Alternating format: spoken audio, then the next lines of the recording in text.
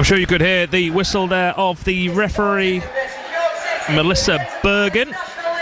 First time, if anyone's interested, that Yorkshire being refereed by a female official since the pre-season friendly at the Ellenor against Newcastle United. What's that, 4 or 5 years ago? I think City actually beat Newcastle on that day. I think she's only the second female official to have ever refereed York City in a league match. Right, the two starting 11s as York City get ready to kick off in their all-blue kit, shooting from right to left towards the Altrincham fans behind the goal away to our left-hand side. City line up with Mail in goal, then it's Kitchen, Johnson, Fagan, Walcott, Newby, Boateng, Batty, Gray, Pearce, Hunt and Stone. City get the game underway and Johnson gets his first touch.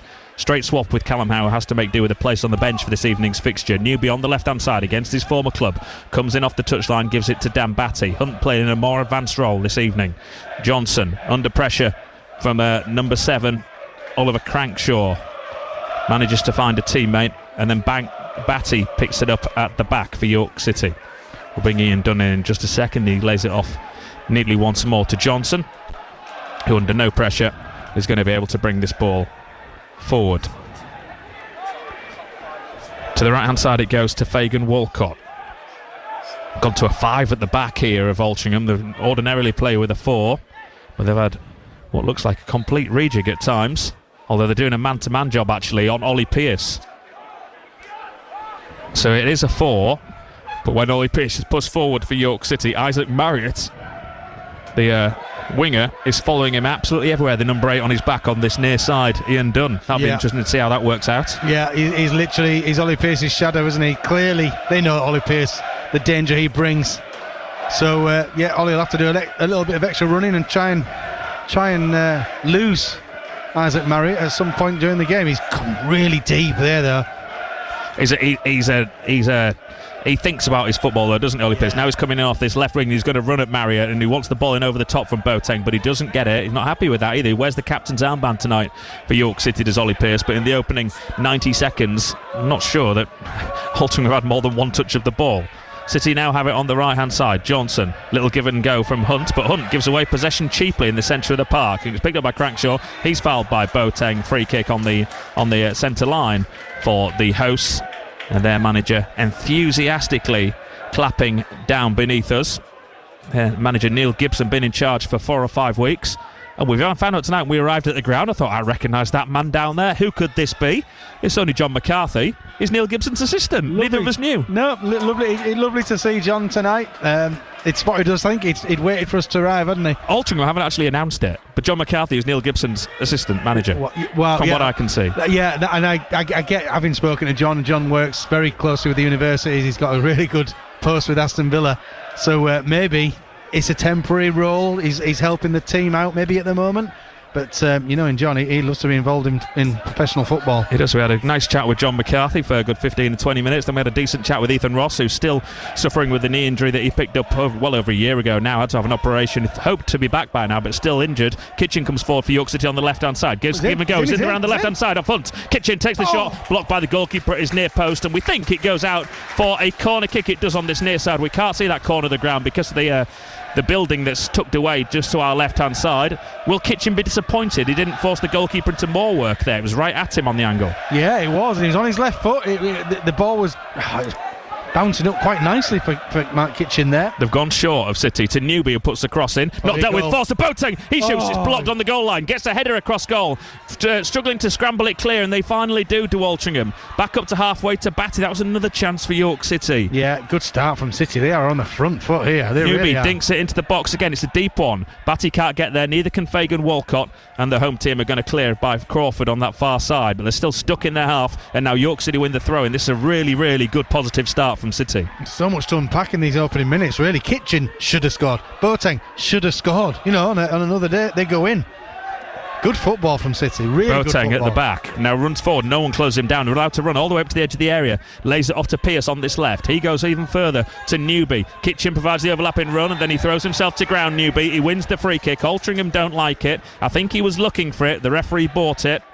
She puts the whistle to her lips and she blows. And that is a throw-in. A free kick to York City right on the corner of the penalty area. Yeah, and it's that bit of the ground we can't actually see because of trying to describe the stand is the metal pylons that come down from the top of the stand to the bottom are right in the way of the goal for me. I think you can maybe see better view than I Just did. about. It is, I have to say, it is the worst ground for commentating, for viewing that there is in the National League. Terribly designed. Really is. At least they've cleaned the windows this season. They have cleaned the windows so we can see through the windows. It's slightly better than it was last year. Yeah. And the lights are working. So that's another I'm going to positive. take a photo of my view just so people at home don't question me. Hunt over the free kick. Boateng is going to lay it off to him to open up the angle.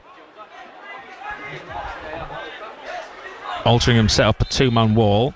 Hunt takes it short, Boateng lays it off. Now Hunt will take on the shot, looking for the far corner, and it's just wide of goal. Always set off about a yard wide of that far post. It was always drifting just wide. He did get a bit of curl on it, but not enough bend to take it into that top corner. It's 0-0, 5 minutes gone, but all York City. Yeah, all York City, really positive start. They want to bury any ghosts or stories about bogeys. They want to bury that in these first few minutes of the match by the looks of it. They're going to play out from the back of the home team. To this left-hand side it goes. To Matty Costello, who's playing at right back, a very attack-minded right back. A couple of players who are ordinarily in this starting 11, Lewis Baines and Eddie Jones, neither of them in the opening playing in the opening stages. Jones is on the bench, Baines not involved in fact Baines is on the bench as well. Both of them are on the bench for Altrincham. They have been struggling in recent times. It's fair to say we spoke to a few people who see a lot of Altrincham. Neither of them were particularly optimistic about their chances tonight, shall we say, Ian, ahead of this game. Yeah, they're basically hinting that this is the night that York City do come to Altrincham, and suggestion was they just have too much for them. It's not the Altrincham of previous years, was their thinking. Yeah. And let's hope it's not. Well, let's hope it's right. Yeah. Just in case, I did take Ian out for an all-you-can-eat dinner, so the food was excellent. Yeah, we have eaten well. Costello comes in field up to halfway, gets past Newby and then lays it off down this near side to Crawford. He tries to send it down the line to Reddin, but that's good covering from Johnson. First time they've got into the York City half. Batty, Kitchen at the back. Johnson gives away possession cheaply. Redding can't do much with that. Josh Jones, that might be his first touch. He comes deep and then Newby's caught by his former teammate, the centre-back Jake Cooper. And that'll be a free kick to York City just short of centre on this left-hand side. 0-0 it remains on BBC Radio Yorks. If you missed it, Jeff King being recalled. He's in the starting 11 for Bournemouth tonight against Solihull Moors, but he'll be back at York City in time for the game. Interesting to see if he's in the York squad at Bournemouth at the weekend. That would be interesting, wouldn't it? Yeah. It wouldn't surprise me if he was. So yeah, that could be an interesting one on Saturday for those people that are going down to Hertfordshire. Hunt across the right hand side to Fagan Walcott. Still a decision to be made on Cam John. I know the suggestion I was getting at least 5 or 6 weeks ago was that Cam John was expecting to be called back, but according to Stuart Maynard about an hour ago when I spoke to him, he says the decision hasn't yet been made on that. Of course, Hartlepool maybe not as direct rival to York City at the minute as Bournemouth are.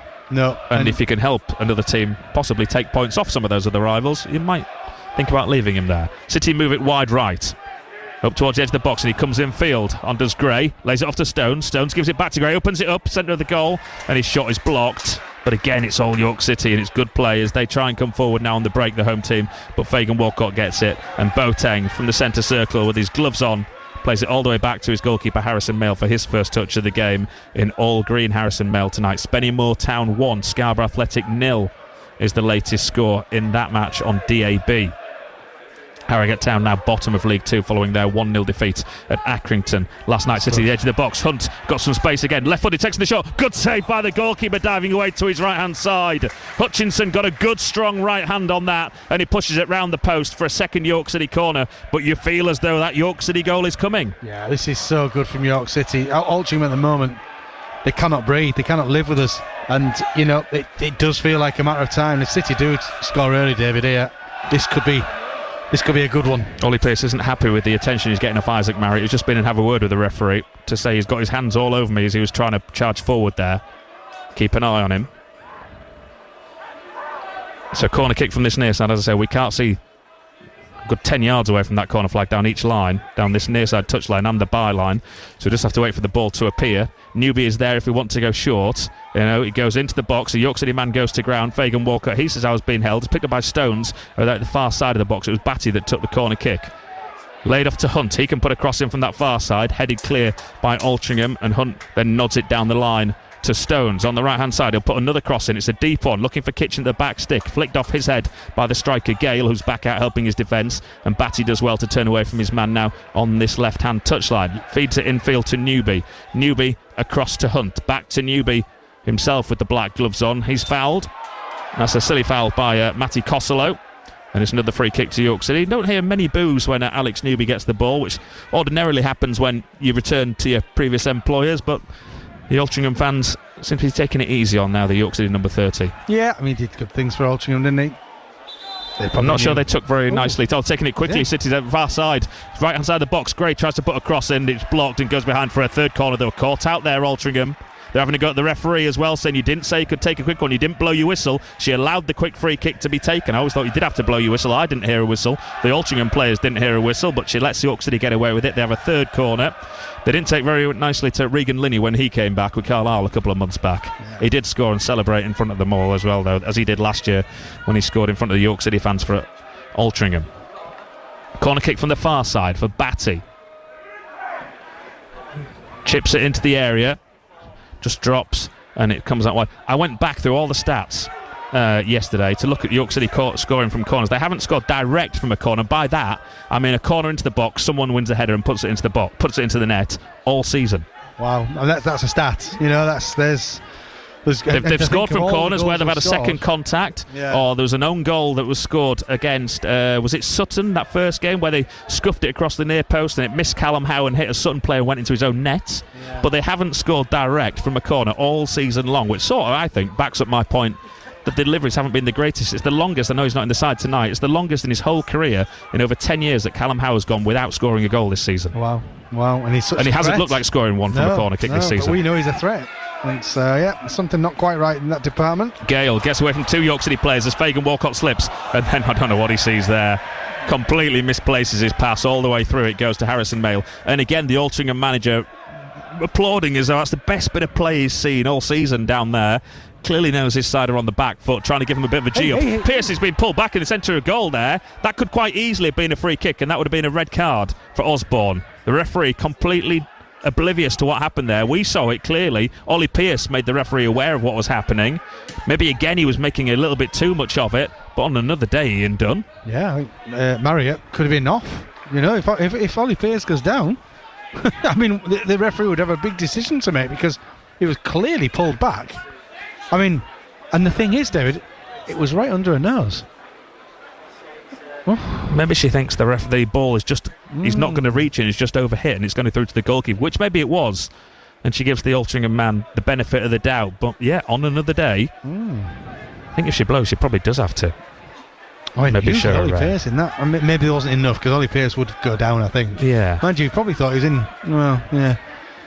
Both take for York at the back. They're having all the play here in the opening 12 minutes. Still goalless at the J. Davidson Stadium, or Moss Lane as most people would still refer to it as. Yeah, I always think of it as Moss Lane. I think we even said that on the way in, didn't we?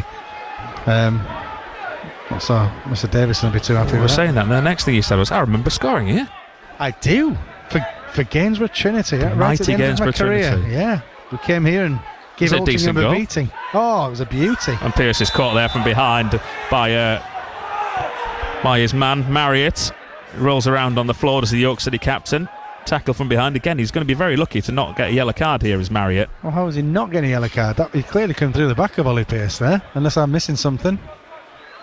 Again, I don't think she's going to book him. She's not even had a word. Interesting. Pearce is now up having a word with Melissa Bergen, saying, why is that not even a warning to the Altrincham man? It's a yellow card all night long. Well, of course it is. My word. I mean, he's literally comes through the back of Ollie Pearce there. She's not even been to speak to him. That's a Interesting. One. That's a poor decision. Free kick for York, and again they've split off 4 players over the ball, and they all run in opposite directions. No one watches from Altrincham. And it comes now from Batty on the left-hand side, flicks off an Altrincham head. Stones is going to let that go behind, I think, again, for a corner kick if it reaches the byline. It doesn't, and then the Altrincham man gets in front of him. Stones pulls him down. And that's a free kick to the home team, and Josh Stones will be frustrated with himself over that far side. 0-0 it remains, coming up to a quarter of an hour on the clock. Yeah, he had two choices there, Josh Stones. One was to try and win the corner, but I don't think he was ever favourite for that ball to run out. There wasn't enough on it. But he could have actually laid it back to Joe Gray there. Salavi. These things happen. Latest scores then in the National League, where there are goals. Aldershot 2, Wealdstone 0, Bournemouth 1, Solihull 0. Tamworth 0, Halifax 1, Woking 0, Braintree 1. Full fixtures list in the National League tonight. All the other games are still goalless. Long ball down the right hand side for the home team that Costello will try and get near the corner flag. Batty follows his run. He allows Costello though to turn. He does a couple of step overs and then he'll lay it off to Carl Reddin. Reddin thinks about taking on Hiram Boateng. He tries to take on Hiram Boateng. He might not bother next time because Boateng won that rather easily. Newby plays it down the line. And then the centre-back Cooper will go back to his goalkeeper, Luke Hutchinson, who's already made a really good save here to keep the score goalless. And then it's given away at the back to Pearce. Through on goal, that's got to be a red card. Outside the area, dragged down, has to be a red card for the Altrincham centre-back. Has to be a red card. You cannot get away with that. He's through on goal, right on the edge of the area. I don't think he's last man. I think he's only saving grace here. What card? What colour card is coming out here? It is red. It's a red card. Wow. Altrincham are down to 10. It had to be Ian. Yeah, no, I just saw the defender on cover. There was one defender between him and the goal. I don't know if the rules are. Was he last man? See the defender coming round? It's an awful mix-up, but he's still on goal. He's not getting there. No, he's Pearce not, is taking on a shot from the edge of the area. It's the right decision. It is the right decision, absolutely. And it's not actually Marriott, I don't think, is it? It was marking him that's gone off. It's not Marriott who tackled him, who pulled him down, because they were completely caught out by giving away the ball at the back, so Marriott wasn't right on top of Ollie Pearce. No, I'm not sure who it was. It isn't Marriott, is it? No. Is it Crankshaw? He's getting a big hug from his manager and John McCarthy as well down there. Owen German, who's just come into the side tonight, is the man that's had to go off. Wow. Yeah, I mean, listen, you pull a man back on the edge of the club's academy as well. Oh dear. A young lad. Last season had loans at Wythenshawe Town, Warrington Rylands and Stafford Rangers. This is a massive step up for him. What a massive opportunity. And sadly for him, he's been sent off in the opening 16 minutes, but this is a massive positive for York City. Yeah, well, they've been too good for 11 men, so hopefully that thing with playing against 10 men works in City's favour. It sometimes can make the opposition shut up shop, but I just think York City have looked at it from the first minute onwards here. How it's really not 1-0 already. Right. Who's taking the free kick? Hunt, Boateng, Newby all over it. You imagine it will be Hunt. Hunt all over this, I'd imagine. It's right on the edge of the D, just left of centre. So it's 21 yards, something like that, Ian? Yeah, some good players stick that into the top right hand corner for me. I'm just saying. Is that what you did for Gainsborough? Exactly what I did for Gainsborough here. Yeah. Back in the at that end of the ground? Early that goal, that very goal. Shall we get you on? You can show them what to do. Yeah. I'll show him how to do that. I think it'll be Hunt. It's got to be Hunt, hasn't it? Boateng's making it look as though it's going to be him, but it will be Hunt. Hunt takes it. It hits Crankshaw on the head, loops up into the air, didn't beat the wall. Fagan Walcott then goes down in the box. They're struggling to clear. Now they do clear the home side. So still 0-0, but Altrincham have to play out the last 75 minutes of this game with 10 men. Yes. Hunt for York City on this near side to Newby. Newby runs into traffic. Crankshaw has it for the home team. Now they have it at the back with Crawford, and Crawford goes back to his goalkeeper who clears long. What are they unhappy about down here, the Altrincham bench with their team? Because he's gone long and gifted away possession, the goalkeeper. They wanted him to try and keep it at the back there, and now Boateng's gone to ground under pressure. They're trying to be a little bit physical, but you have to say so far maybe a little bit over physical, Altrincham, and they're getting penalised by the referee virtually every time. Yeah, and I think, to be honest, I think the referee let them away with a couple before the sending off that could quite easily have been at least yellows. So they've got to be careful here, because they could be in serious bother here. If City score in the next 10 minutes, this is, they've been so far on top of York City, and now they're up against 10 men. Altrincham could be in big trouble. Johnson to Batty, now to Fagan Walker. Not seeing much of the ball on that far side of the field. It's all happened on this near side with Kitchen and Newby. Every time City have attacked, it seemed to have been on this near side. I think Joe Gray's only had a couple of touches. Batty in the centre circle can come forward. He'll turn and come back into the centre. Look at no one on Boateng. Allowed the space of the park. All the way up to the edge of the area. Takes on the shot. Oh, and the goalkeeper rooted to the spot. He just couldn't keep it down. It flies high and wide of the goal. A couple of yards over the bar. But the space just opened up. The parting of the ways there for Altrincham. Yeah, that's the 10 men. Yeah, but there was nobody in that space where Boateng was running into. And he, like you say, it was parting of the waves. And City going to get moments of that where they outnumber this Altrincham. They're outnumbering them 11 v 11. As crazy as that sounds, they're outnumbering them all over the pitch just through work rate. They've gifted that ball back to York City as they go long onto the head of Kitchen. Boateng wins it, and then they nick it back at the back to the home team. They thought there was a high boot in there. There was, but Boateng got the ball and not the man, so the referee allows play to go on. And onto this near side it comes, looking for Reading as they go forward, but it's overhit, and again Johnson will get the ball. Boateng. Harrison Mayle might not have much to do. He's trying to keep warm down the way to our right hand side, possibly struggling. You could be in goal tonight, David. So far, Harrison Mayle hasn't had to do anything, has he? Batty comes forward on the left, gives it to Kitchen, who provides the overlap. Kitchen gets across into the box. Cleared just about by the home team back to this near side, struggling to clear their lines. They do now through Reading, but they've got no one up front, with everyone back behind. They're helping out with the defence and trying to get back behind the ball. It is one-way traffic like you've never seen before this in the opening 20 minutes for York City. Batty in the centre of the park. Again, they're sitting deep with their home team. 5 across the back, 4 across midfield. We're making Altrincham look like we've got 8 men. You know, the ball is moving around so quick. City players. Look at the space now for Batty, right in the centre of the field, right down the heart of the field. Can come forward, no challenge whatsoever. No one wanting to get within 5 or 6 yards of him. Hunt now on the right hand side. That's a sloppy return ball from Hunt on the right hand side.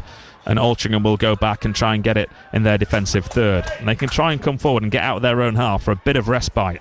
Instead, they've gone back to their goalkeeper, who you feel is going to have to continue to have one of the nights of his short career if they're to get anything from this game. Into the middle of the area it goes for Marriott. You know what? He's not man-marking Ollie Pearce anymore. They've had to abandon that tactic, I think. Yeah, Marriott's had to step into midfield. He's gone back to his more natural position.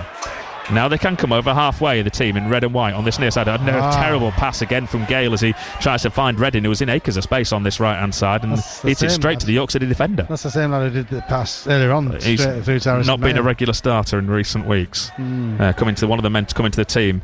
Their joint leading goal scorer is James Gale with 4 goals to his name.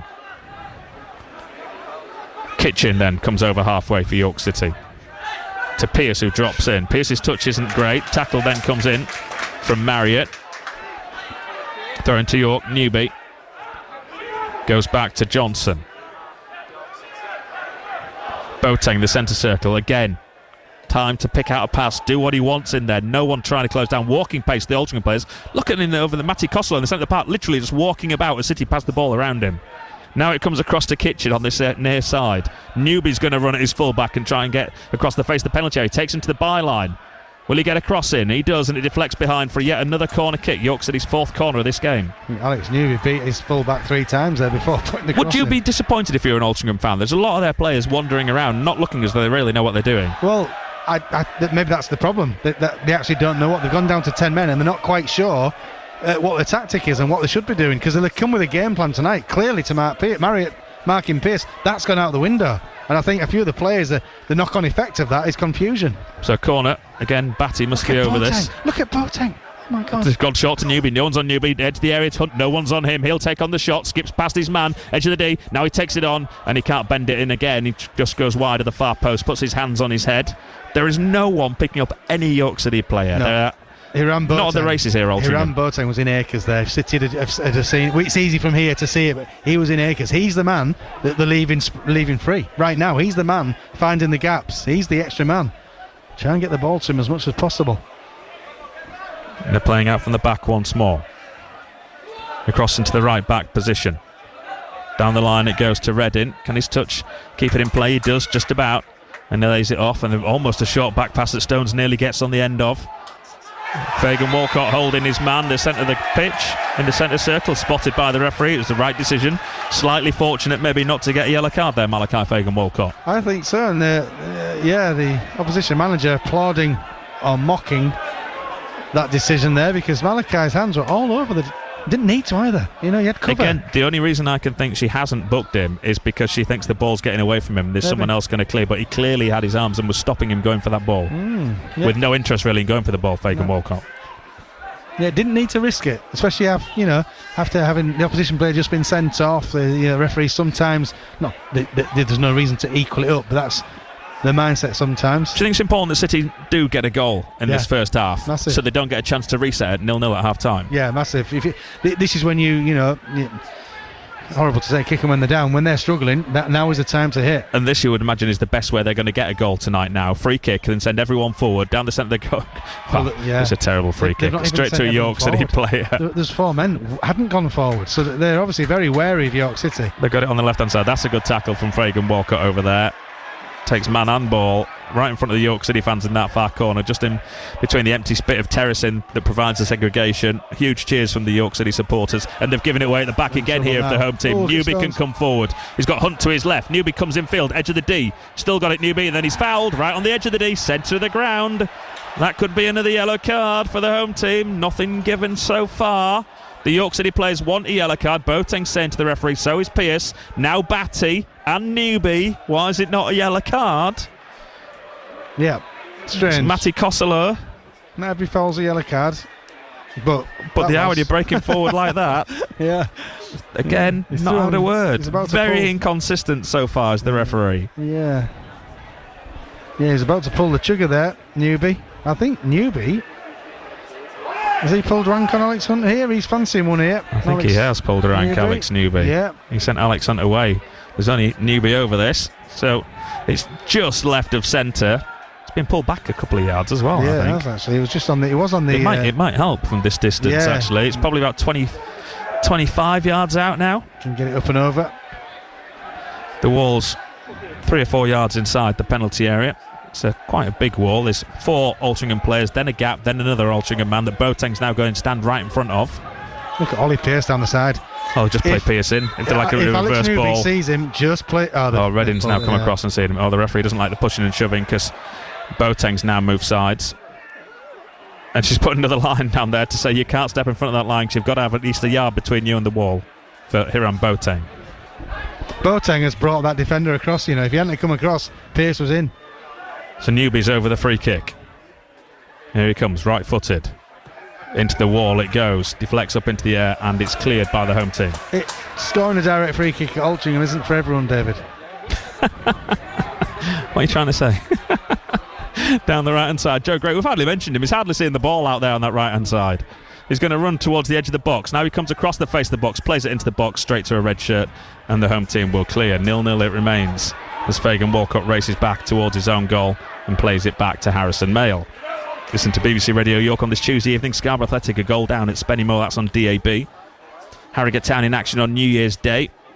The traditional time for football at this time of year. York City and Scarborough Athletic, they have to wait till Saturday to be next in action after today. Boating again, no one's closing down. 30 yards, centre of the pitch, comes forward, the edge of the area, lays it off to Newby on the left. Kitchen provides the overlap. Oh, Newby skips past his man easily into the box, takes on the shot. Oh, and he's dragged it well wide of goal.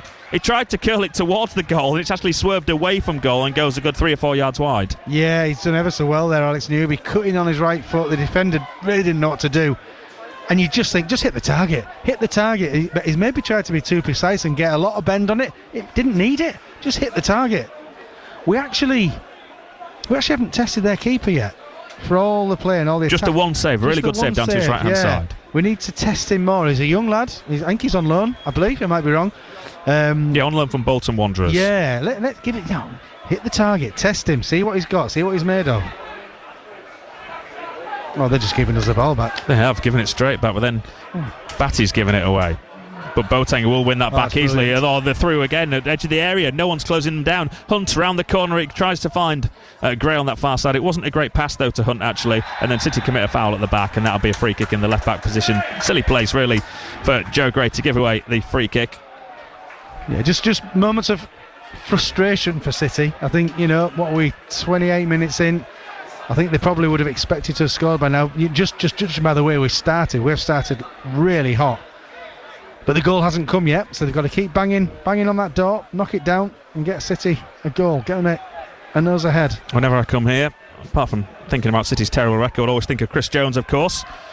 This is one from Chris Forth. He says, shout out to Chris Jones. Of all the footballers born in Altrincham, he's scored the most, 96 goals of any of them in their Football League careers. He also holds the record for the most career league goals of any regular Radio York co-commentator. More than 3 times as many as the next best, Ian Dunn, with 26. Thanks, Chris. Hope you're well, Chris. See you soon. So now best wishes to Chris and Therese. Yes, yeah, no, he's doing well. City have it at the back. Seen him at the club now and again. It's lovely to see him, catch up with him. Boateng in the centre circle for City. To this left-hand side for Kitchen. Kitchen to Newby. You weren't prolific, were you, clearly? I wasn't a striker there. It was a bit unfair. I keep referring to you as a striker. Ball into the box. Cleared on the edge of the area. Newby's gone down here holding his foot. In fact, he's holding his hip, I think, his left hip, and he's still down. And the ball goes all the way back to Harrison Mail. And I think Mail will end up putting this out of play because Newby's rolling around on the ground. In fact, he doesn't have to. The referee blows the whistle. And Newby, there are a few boos there, can get a bit of treatment if he needs it. And this is going to allow the Altrincham players to come across and take on some instructions, which they're going to do. He's, yeah, I don't know if that's a squealer there that he's water in his eyes. Or, yeah. Has he got a dead leg? Or is, He's saying, there's nothing you can do for that. No. Don't send the trainer on, I don't have to go for 30 seconds. Whatever you do, please don't bring cold water on. I'll just take a few deep breaths. I don't need ice spray. And we'll be alright. Yeah, we don't need spraying. Hopefully. Yeah. Whew. And we're back. He's up. And the referee blows a whistle because she doesn't want both sets of players over here having taken on fluids. I don't think she wanted to deal with that that situation, to be honest. So, uncontested drop ball for Harrison Mail. 15 yards outside his penalty area.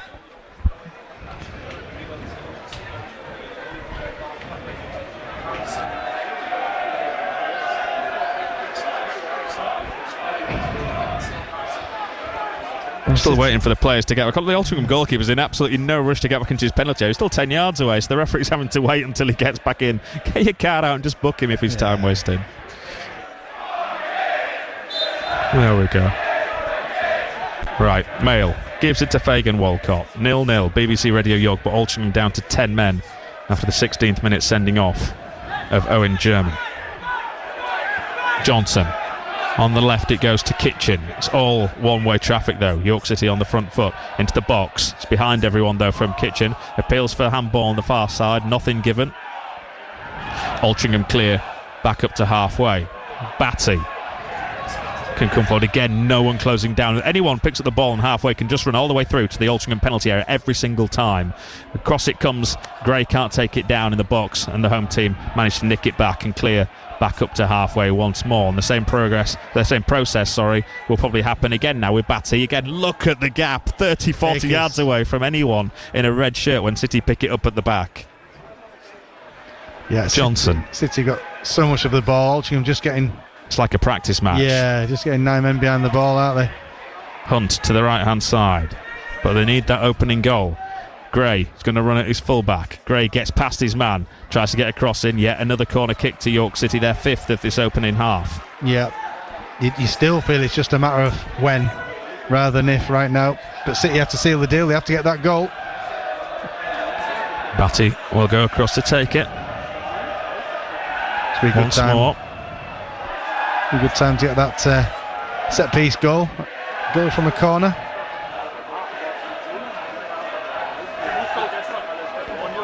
Oh. Pulls it to the edge of the area, scuffs it, Batty straight to a red shirt. Terrible corner once more from Dan Batty, I'm afraid. Yeah, it's been worked on, but that was executed terribly. Yeah, less said that about that, the better.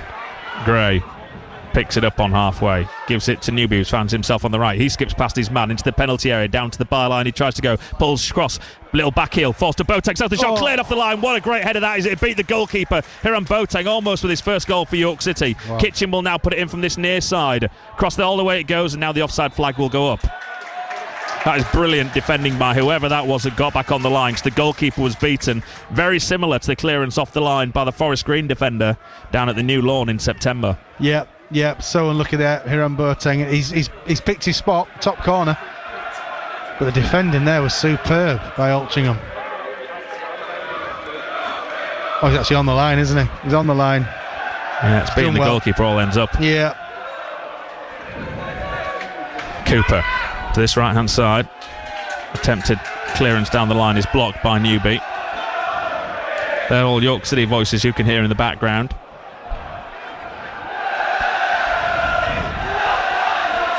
Yeah, making a great atmosphere for the team. Was it 1,200 here today? Is that right? Yeah, the amount of York City fans here is more than if you put the amount that came last year and the season before together. There's more here tonight. Wow. Yeah, there's an expectation. Great following. They enjoy watching us. Kitchen giving that away, Batty wins it back immediately. Gives it to Boateng, who's then caught. He apologises to Costello.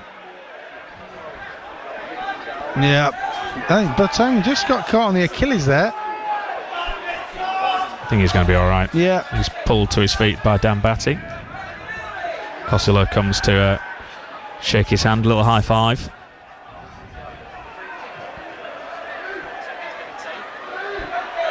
Later scores while we wait for York City to take this. Aldershot 2, Wealdstone 1. Bournemouth 1, Solihull 1. Equaliser for Solihull, I think that is. Forest Green lead Truro by a goal to nil. Hartlepool 2 up at Rochdale. Wow. Which has been played at Accrington. Southend 1-0 up at home to Sutton. Halifax 2 up at Tamworth. Braintree 1 up at Woking. And Yeovil lead Eastleigh by a goal to nil. Still 0-0 here though. That's some news. Batty about to swing this in right-footed into the penalty area. He drills it actually really deep. Too much. Way too deep again from Dan Batty. Does there have to become a time where someone's taking off dead ball deliveries and someone else gets given a go? Yeah, I mean, that looked like they'd worked on it, and Batty was furious that no one got on the end of it, but it just had too much on it. It was too straight and too... It was almost like you're pinging the ball into a specific area. I know, we're like a broken record here, but he puts balls in so well where it's a moving ball in open play, but it's set pieces. Yeah, it's just got that wrong, I think. One of the goals they score from, I know it's different because it's a pullback from a corner at Rochdale in the Cup. That was Boateng that took that, so he can take corners. We know Alex Hunt can take set pieces as well. But we know Batty's good. He's got a good kick on him. But do we? Well, from open play. Yeah. Well, I mean, the stats don't suggest it is that great from free kicks and corner kicks. Deep to the far post, and it's chested down into the arms of the goalkeeper. You think he has everything that should be able to do it. Yeah, he's got the technique and and they must do it in training, so he's probably the top man in training. So. Yeah, it must be. Marriott all the way across the 6-yard box. Goalkeeper gives it straight to Hunt. Hunt will pull it back to Stones. There's no one with him. Stones has to turn and takes the shot into the arms of the goalkeeper. There wasn't a great ball. It was just behind Stones. They're giving it away at the back. It's another gilt-edged chance for York City. Oh, Alex Hunt. He knows as well. He's bobbled it into Josh Stones. It just needed a firm pass for Stones just to guide it in. Attention. Yeah, it was almost too easy. They are their own worst enemies. That's a naughty little challenge over that far side from Alex Hunt. Yeah, he's angry with himself. He is. He's had a go. He's clipped the heels again. He's lucky not to get a yellow card there because that's a naughty little tap of the heels he's had there on the Altrincham man. They're looking at the referee as if to say now, why is that not a yellow card? She's not even having a word with Alex Hunt. Yeah, I think Josh Stones him and Alex Hunt. You know what's going on there? Could have been better. Could have been so much better. And there is little... Oh, goalkeeper nearly slips. He passes it out to this right-hand side. Little frustrations sneaking in they've here. given it away again. Of Altrincham Crankshaw on this near side. Boateng gets it to Pearce in the box. Pearce across the face of the box to Hunt, who misses kick. Edge of the area, free shot goal, and he missed his kick. It is. It's just frustrating now. That's a real chance for Alex Hunt. It really is. Player of his ability, technically superb. Just... connect on the ball. The pass was nice from, I think, Pearce, and just connect the ball and guide it towards the goal. Throw into York now on halfway, far side. Somehow it's still 0-0 with 7 minutes to go until the break. I think this is a good chance for Alex Hunt. I might be wrong. Oh no, just at the target. Just hit the target. Forward to Pearce, a good last-ditch defending from the Altrincham man at the back. Osborne, now Newby round the left-hand side to Kitchen, in he comes to the middle, free header Stones, and it was supposed to be for Hunt, who was just behind him. Stones, the ball was just too high up and he got his head in. All he could do is nod it down to the arms of the goalkeeper. Should have left it for Alex Hunt. Alex Hunt possibly to blame. Doesn't look as though Josh Stones got a call. Yeah, who knows? But yeah, Alex Hunt was running onto it. Yeah, it was perfect for your midfielder to run on and just head that towards the goal. But between them, no one rollocked each other, so I'm guessing neither of them really expected it. But it's a lovely cross from Mark Kitchen yet again. Oh, Alex Hunt's come. Oh, it's a great run from Hunt. Stones hasn't heard him, I guess. Far side it goes. Altrincham come forward, but then they lose possession once more. The only time Harrison Mills gets to touch the ball is when we pass it back to him. He's been a spectator tonight, Harrison Mail, up to now.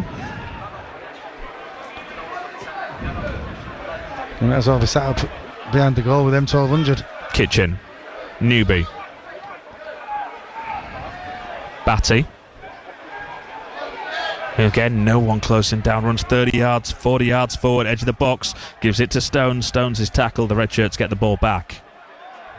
Almost given away at the back. They play it off Stones. No, the referee's given that to York City. That should have been an Altrincham throw. That clearly came off Josh Stones. But City get the decision. In some baffling decisions. Some good ones and some baffling ones. As a mixed refereeing performance so far. Kitchen. I suppose you could say the one big decision we believe the referee got right with the red card. Yeah. Newby. Altrincham down to 10 men. Newby back to Batty, to Johnson again. Everyone back behind the ball, the edge of the area. Almost just a long red line, isn't it, across that box? Yeah, lots of bodies to get that ball through. To the right hand side it goes to Gray. Fagan Walcott gets into the box, provided overlap. Now Jinks one way, still got it, back to goal. We'll lay it off back to Boateng. Boateng back to Gray on the far side. Gray will try and beat his man. Tackle comes in on him. And Gray will win the ball back, though, for York City. Into the box he comes on the right. Pulls it to the edge of the area. Oh, he couldn't find a blue shirt. Costello is able to clear. It's a decent clearance as well. Now City 1-on-1 at the back. Crankshaw gets past Johnson. He's going to be run down Harrison Mail. Don't bring him down. Edge of the area. City now getting men back. Can't get the shot in. And City will win the ball back. No, they won't. He's still got it on this near side.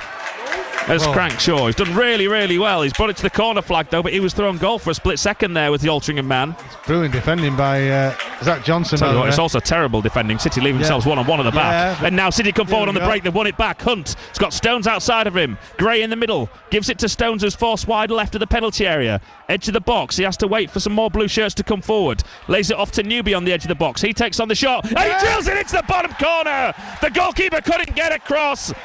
York City finally take the lead against his old club. Alex Newby with the goal from 20 yards. It's been coming from minute one. It's taken longer than they would have wanted. York City lead by a goal to nil. It had to be Alex Newby, didn't it? Absolutely brilliant. He's cutting off the left-hand side and he's got that ability to strike the ball, and boy oh boy did he strike that. He's caught it perfectly. The keeper just literally no chance. You're right, David. This has been coming.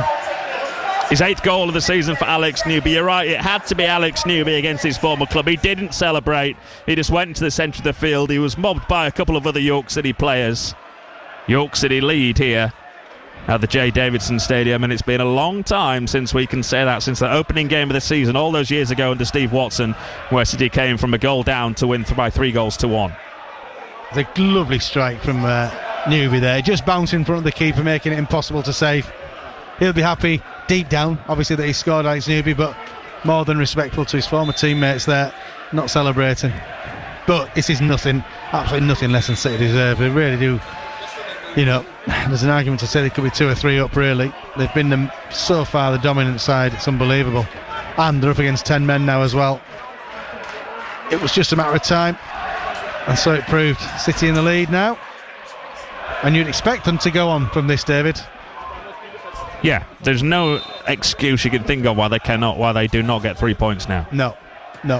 And if they really, you feel like if they really want to and get things right, they could fill the boots. Hunt to Pearce on the centre circle. Bunwood lead by 2-1 now against Solihull Moors. He lays it off to Pearce to Fagan Walcott. Gray on the right hand side, back down the line to Fagan Walcott, who's round the back, as he so often is, into the penalty area. Fagan Walcott having his shirt pulled. Gets past his man, still having his shirt pulled. Pulls it back to the edge of the box, misses everyone. Still not cleared, and it falls into the arms of the goalkeeper. So scrappy in the penalty area from Altrincham, but they've got away with it. Yeah, Fagan, the probably wasn't enough of a tug, but he was tugged enough to slow him down.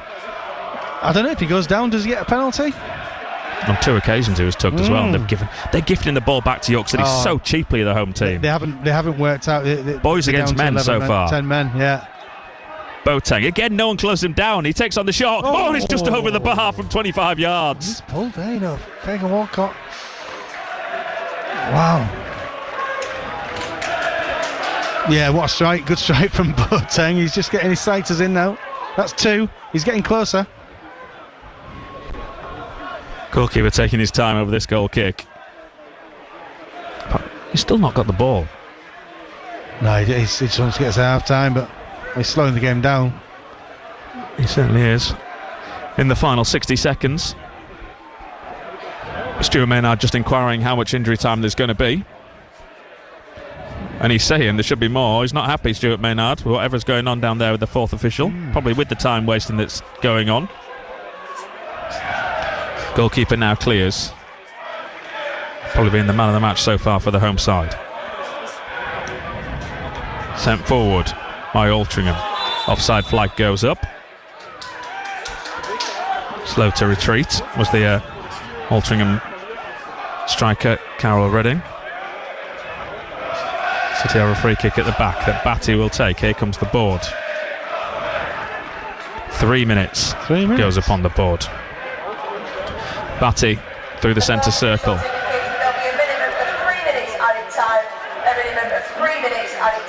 Kitchen. Back to Johnson. Again, so deep here at Altrincham. It's going to be fascinating to see what tactics they come out with in the second half. Fagan Walcott. Forward to the edge of the box. Laid off to Boateng.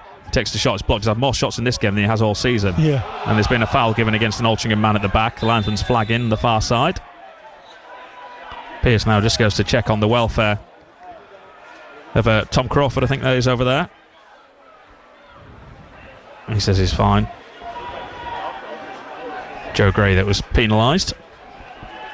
And it remains Altrincham 0. Joe Gray's getting a talking to here. Altrincham 0, York City 1. Not sure and what is it? Well, it's supposed to be a freezing cold night, isn't it? But it doesn't feel as cold as it many people maybe thought it was going to be. No. It is going to be cold at the weekend, though. Fingers crossed. It's slightly warmer down in London, so that game will take place. Sunny, Boreham Wood. Cold. Yeah. Sunny but cold. Perfect winter's afternoon. Yeah, love it. Little snow-capped mountain would be nice, but you're not going to get that in Hertfordshire. Goalkeeper will eventually take the free kick. Played 90 seconds of the 3 minutes. Again, Stuart Maynard having a good chat with the 4th official. He clears right-footed. In his lime green all kit, would you say all lime green kit? I would say all lime green, yeah. I'm learning slowly. City trying to win the ball in the centre circle. And Batty catches his man as he charges through. Altrincham man on the floor. The physio is ready to come on if needed. This is going to give them a chance right at the end of this half to take a set piece. It's Gale who's down the striker and put the ball into the York City penalty area. Gale's up on his feet. We're going to send everybody bar the man taking the free kick and one back on the centre spot forward. Sent forward now into the York City box, and it's going to be dealt with at the far side by Malachi Fagan Walcott for City, and there's a foul in there as well. City will get the decision in the right back position. Bit of a hoo-ha over that far side from some of the supporters, and one of the Altrincham players, I think it was, who was down in the penalty area trying to sneak a penalty. Harrison Mayle gathers the ball and will get ready to clear down the line. We played the 3 added minutes.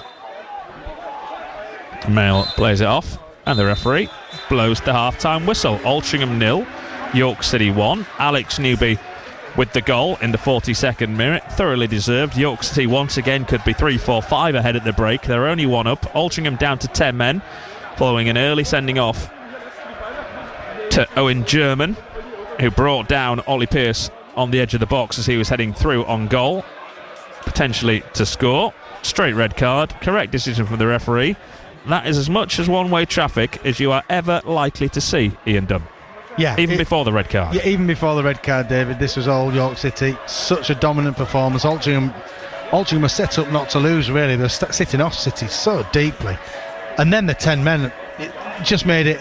I think for them, nothing changed. They were still sitting deep. But York City just kept going, and it was just a matter of when that goal was going to come, and up steps Alex Newby with a fantastic finish and put City in a good position going into the second half, I'd imagine.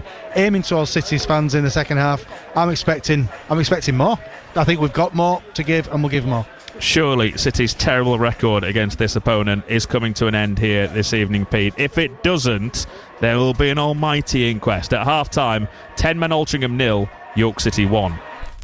Music fans across the British Isles spent more on records last year than ever before. There was nothing more exciting than walking home with a new record. I feel like I've got a friend in every city because of music. I'm former World Snooker Champion Steve Davis, but I'll be swapping the snooker table for the turntable as we meet people who share my passion for collecting vinyl. Vinyl has got that warm sound that you cannot replace. Those songs, I think they were the only thing that really got me through. Turning the Tables with Steve Davis. New Year's Eve from 9.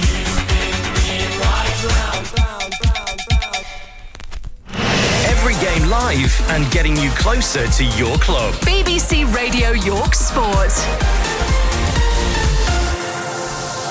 BBC Radio York Sport, Pete Spencer taking you through the half-time here. Second half commentary to come of Altrincham against York City in the National League with David Ward and Ian Dunn. But at half-time, it's City who lead by a goal to nil. Altrincham down to 10 men. Owen German given a straight red card for a foul on Ollie Pearce, who was through on goal after just 16 minutes. Alex Newby scored against his former club and got his 8th goal of the season. So that's how it's going at the J. Davidson Stadium.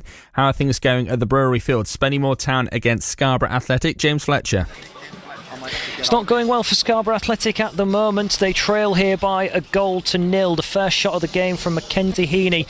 Gorgeous left-footed strike curling into the top left-hand corner, but it fell to him quite cheaply. A big diagonal was played which caught the defence of Scarborough Athletic out, and then Wadsworth was turned inside too easily to allow Spennymoor's number 7 to take a vicious swipe which curled delightfully into the back of the net. That was really the feeling of the first 10 minutes as well. It looked like Spennymoor outmuscled Scarborough Athletic.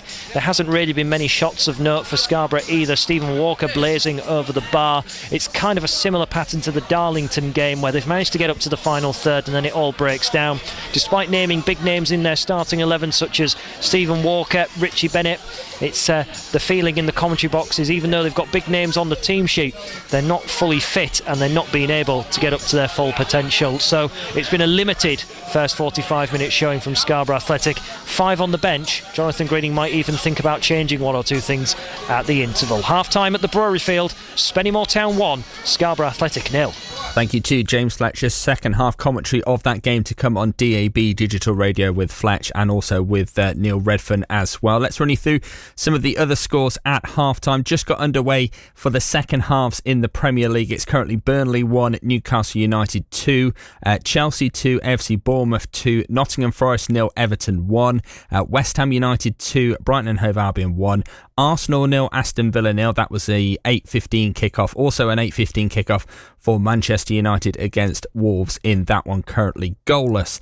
So as things stand at halftime in the National League, Aldershot Town 3, Wealdstone 1, Altrincham 0, York City 1, as we've been hearing about on FM and on BBC Sounds. Borehamwood 2, Solihull Moors 1. That means Borehamwood currently go top of the National League with City in second. Boston United 1, Brackley Town 0. Carlisle 1, Morecambe 0. So that will change the complexion of the playoff places as well in the National League. Forest Green Rovers 1, Truro City 1, Rochdale 0, Hartlepool United 2. So a good result thus far for City in that one. Scunthorpe United 1, Gateshead 0, Southend 1, Sutton United 0. Tamworth 0, FC Halifax Town 2, Woking 0, Braintree Town 1, Yeovil 1, Eastleigh 1. Let's just bring you up to date with things in the National League North, if we can just get an update and my computer screen can refresh at the moment. We will get you those latest scores at the moment. Half times then in the National League North sees 1-1 between Alfreton Town and Leamington.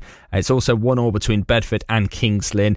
Buxton 2, Worksop 0, Chester 1, Macclesfield 0, Chorley 1, Marine 0, Darlington 0, South Shields 1, Kidderminster 1, AFC Telford 0, Merthyr Town 1, Hereford 0, Peterborough Sports 0, Oxford City 0, Radcliffe 0, AFC Fylde 2, Southport 1, Curzon Ashton 2, and Spennymoor 1, Scarborough Athletic 0.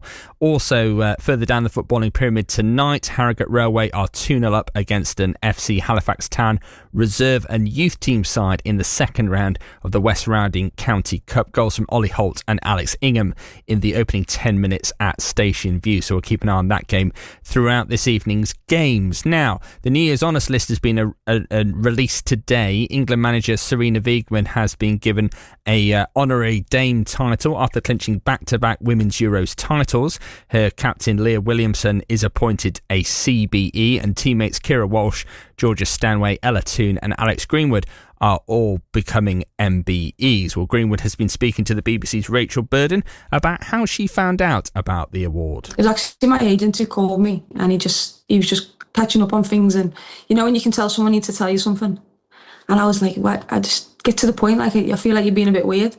And he's like, oh, how does Alex Greenwood MBE sound? And I actually thought he was joking, to be honest. And I was like, oh. And he's like, no, genuine, like, they need to know whether you want to accept it. Which obviously I found crazy that you'd say no to something like that, but you have to respond in a certain time frame. So, of course, it was an easy answer, but yeah, really amazing. I guess I'm proud of the journey I've been on, of where I'm from. I am just a kid from Liverpool who was just brought up on the streets, who played football on a grass pitch around the corner from my mum's with two jumpers down as a goal, and I just had a dream, and nothing was really ever going to stop me from achieving it. And of course, a lot of people helped me, absolutely, but I was always driven to achieve something in my life, in football and sport. And yeah, now I'm in a position where I can go home and try and influence football and girls football at home, which I'm really trying to do. I'd like to do it more, but hopefully when I've got a bit more time I can do that. Winning trophies, of course, inspires people, but what we've done over the last 10 years and the nearest future is we've changed women's football in our country forever, and I'm really proud of that. Yeah, and you are now the second most experienced player in the Lionesses squad. Of course, you have the leadership role as captain at Man City as well. Do you enjoy taking on those roles where you have a bit more responsibility and perhaps a bit more of a duty to help guide through the younger players? I do. I love it. I really do enjoy it. I don't think I ever set out to be a captain, or I didn't purposely go up my way to try and do certain things to get an armband. I don't really behave in them ways. I just think it kind of became a little bit more natural the older I got with the experience that I had. That's because I haven't always been a captain material, for sure. It's definitely come with me through experiences, going to France, learning from Steph and Wendy Renard and all them incredible players that I've had an opportunity to play with. But I just really enjoy helping young players. I don't know why, I don't know where it's come from. I love seeing a player who's got potential and letting them know. I don't look at them and think, oh, they're coming to take my place. I think I just look at it and think, these are the future, and if I can give you just a little bit of help or guidance, then I'm more than willing to do that. You've also been really honest about some of your own personal challenges as well. You've spoken about your experience with an eating disorder. Why was it important for you to come out and talk about that? It kind of felt like the right time, and it felt right, and I felt comfortable in me as a person, where I was in my life at this stage of my career, to speak about it. And I do think it's something that doesn't get spoken about enough, and I just wanted to share a little bit about me. I don't often get personal about myself in interviews. I choose to keep it that way, but I felt it was a good time to do that because I know it's still relevant, and I know it still happens to this day. I see it myself, and I just think if I can open up for girls, not just in sport, in life in general. And when you say you see it, is that within the world of sport, among other young women in that world? Yeah, absolutely. In football, I see it in sport. I see it on social media. I think it's everywhere. I see it a lot. Obviously, I'm not in a position to diagnose people, but I'm aware of some traits that people have that I did myself, or speaking a certain way about certain things. So yeah, it's still there. It still needs work. But like I said, the attention on players now and the media expectations are so high. It's not always easy to manage, but I think if we speak about it more to make it more comfortable, then hopefully more people can deal with it if it's something that they're going through. Yeah, because it's not just the pressure to appear a certain way. And as you say, you have to be, as a sports person, male or female, marketable these days, don't you? But it's also just the focus on your athleticism, keeping fit, nutritional guidance. Yeah, absolutely. And then I think it comes back to what you're trying to achieve, I suppose. I think mine at the time was how it looked on pictures and how it made me feel good. But when it came to playing or recovering, it just wasn't right, and I didn't feel good. And do I ever think it leaves you completely? For me personally, no. It's something I think is there, and you're aware of it, but I can control it and manage it way more than I used to be able to. So for me, I'm in a really great place with that, and I'd be also really comfortable helping someone and giving advice if they were going through it too. That is the Lioness's Alex Greenwood on the fact that she will be receiving an MBE, one of a number of England's Lionesses who have been recognised in the New Year's Honours list as well. Captain Leah Williamson appointed a CBE, teammates Kira Walsh, Georgia Stanway, Ella Toone, and as we heard, Alex Greenwood, all becoming MBEs. So along with Serena Wiegmann, who has been made an honorary dame after clinching back-to-back Women's Euros titles. While elsewhere, in terms of cricket, fast bowler Jofra Archer has been named in England's squad for the T20 World Cup. That's despite missing the last two Ashes tests with a side strain. England travelled to Sri Lanka for 3 one-day internationals before the 3 T20s as well, before the World Cup begins in February. With more, here's the BBC's Henry Moran. Archer's inclusion in the World Cup squad is a significant boost to England, who have credible aspirations of success in the tournament after a thus far challenging winter. As well as Archer, Josh Tongue is rewarded for his strong Ashes performance with a first white ball call-up, whilst Jacob Bethel, Ben Duckett, Will Jacks and captain Harry Brook are the other members of the squad who've been in Australia and are also travelling for the tournament. Perhaps surprisingly, Jamie Smith misses out, whilst Jordan Cox, last year's leading run scorer in the 100, also stays at home. England travel to Sri Lanka for 3 ODIs and 3 T20s before the World Cup begins with a match against Nepal on February the 8th. And also, let's get an update on the situation involving Anthony Joshua. The 2-time heavyweight boxing champion remains in a stable condition in a hospital in Nigeria after yesterday's car crash in which 2 of his close friends were killed. The vehicle was travelling along a busy stretch of motorway between Laos and Shimamu area in the southwest when it hit a stationary lorry. Well, flowers and cards have been left outside the Evolve gym in northwest London, owned by one of the men who sadly died in that one as well. Let's get an update on the situation. According to the police, Mr. Joshua, the car that he was travelling in, was speeding along this very busy expressway, the Lagos-Ibadan expressway, which gets particularly choked up this time of year with people leaving the commercial capital Lagos to go and visit relatives in villages and smaller towns in the region.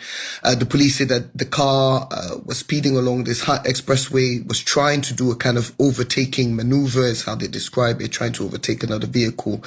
And there was a commercial truck parked on the side of the road that it collided against. Now, if you see pictures on social media from the site of the crash, you can see that one side of the car is completely smashed in, and that appears to have been the side of the car that hits that commercial truck. And unfortunately, that resulted in the death of 2 of Anthony Joshua's closest friends and teammates. That's Sina Gami, who was his sports and exercise rehabilitation coach, and Latifa Yodele, who was a personal trainer of his.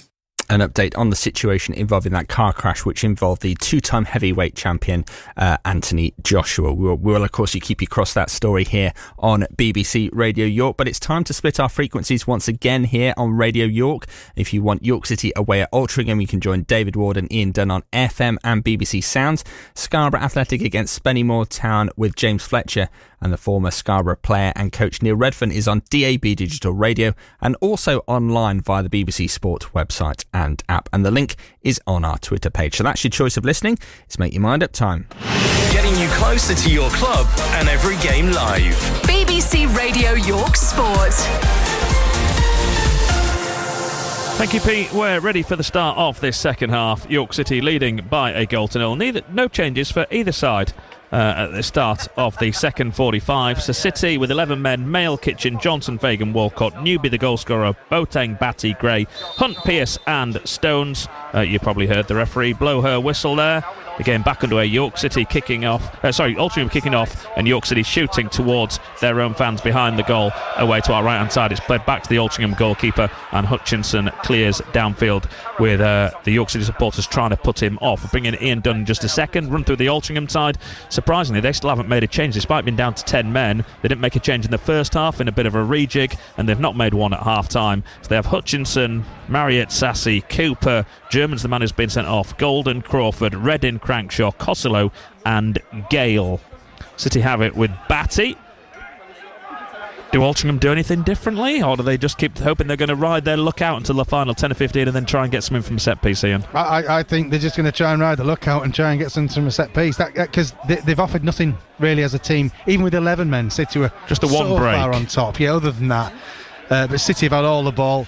Just had a little text from Gordon Stanleyfield. He's listening back in York, and he suggested that an early second half goal would see this game. So hopefully City can oblige there, Stanley. Gray comes off this right hand side up towards the edge of the box, lays it back round the corner to Batty to put a deep cross into the middle. Stones can't get on the end of it, headed clear by Altrincham as far as a Kitchen. Now it's Johnson, who started this game in place of Callum Howe, has to make do with the place on the bench, and back across it goes to the far side to Kitchen. All those young supporters that were trying to barrack the York City supporters have now moved down behind the goal away to our left hand side. City come forward, tackle comes in the penalty area on Hiram Boateng, who was superb in that first half, and York City have an early corner in the second. They're sixth of this game. Yeah, again, City fans, just listen to them. It's fantastic, isn't it, over on that to the right of us. If City do score early on, David, I fear for Altrincham. Honestly, you don't want to get ahead of yourself, but City have just been too good for them at the moment. Batty gets ready to take the corner, raises his right arm, and it comes now into the middle. Johnson, free header, not cleared. Scrabble in the 6-yard box, and now they're going to get it a Redding on this near side. That's probably the best set piece delivery that Dan Batty's put in a long time. Free header for Johnson. Stones now gets it into the goal. Flicked on by Hunt. I think Kitchen lays it off back to Batty at the edge of the area. He can get a shot off right foot. He decides to dink it into the box instead. And then Fagan Walcott header on goal. Great save by the goalkeeper, who gets fingertips on it to just palm it over his bar. That's a lovely header from Malachi Fagan Walcott. It really is, and a great cross from Dan Batty. A little dink there. That could so easily have been two. May just have been clipping the top of the bar. The goalkeeper wasn't to know. Corner then from this near side.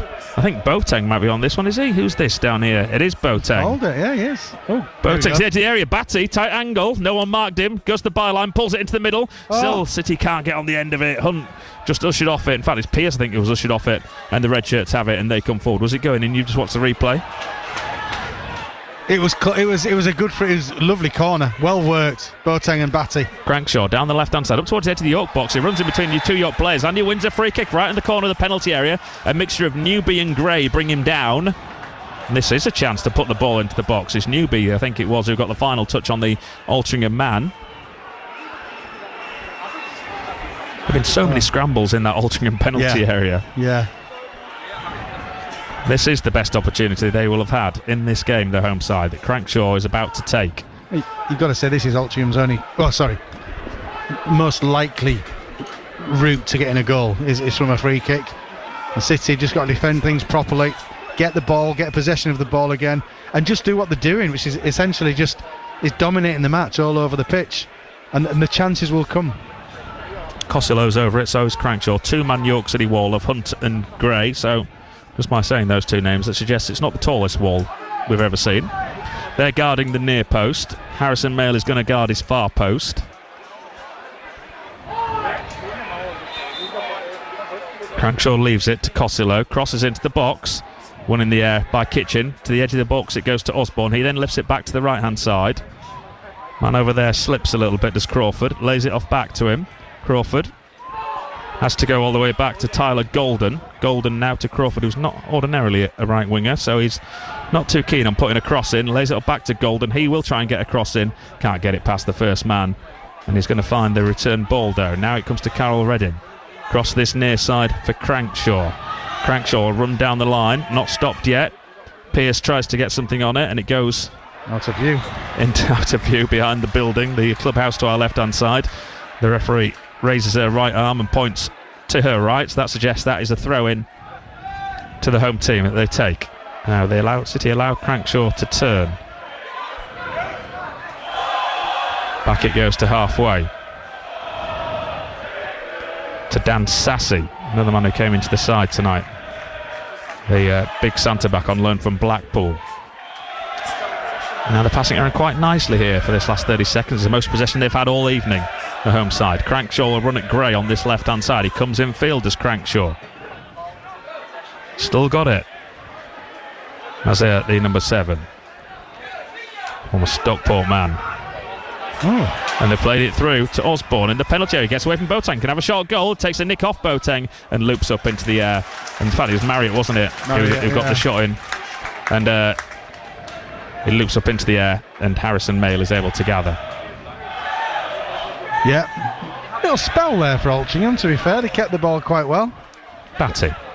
Second goal kills this game, though, Ian, doesn't it? Massively. And City know that, Altrincham know that.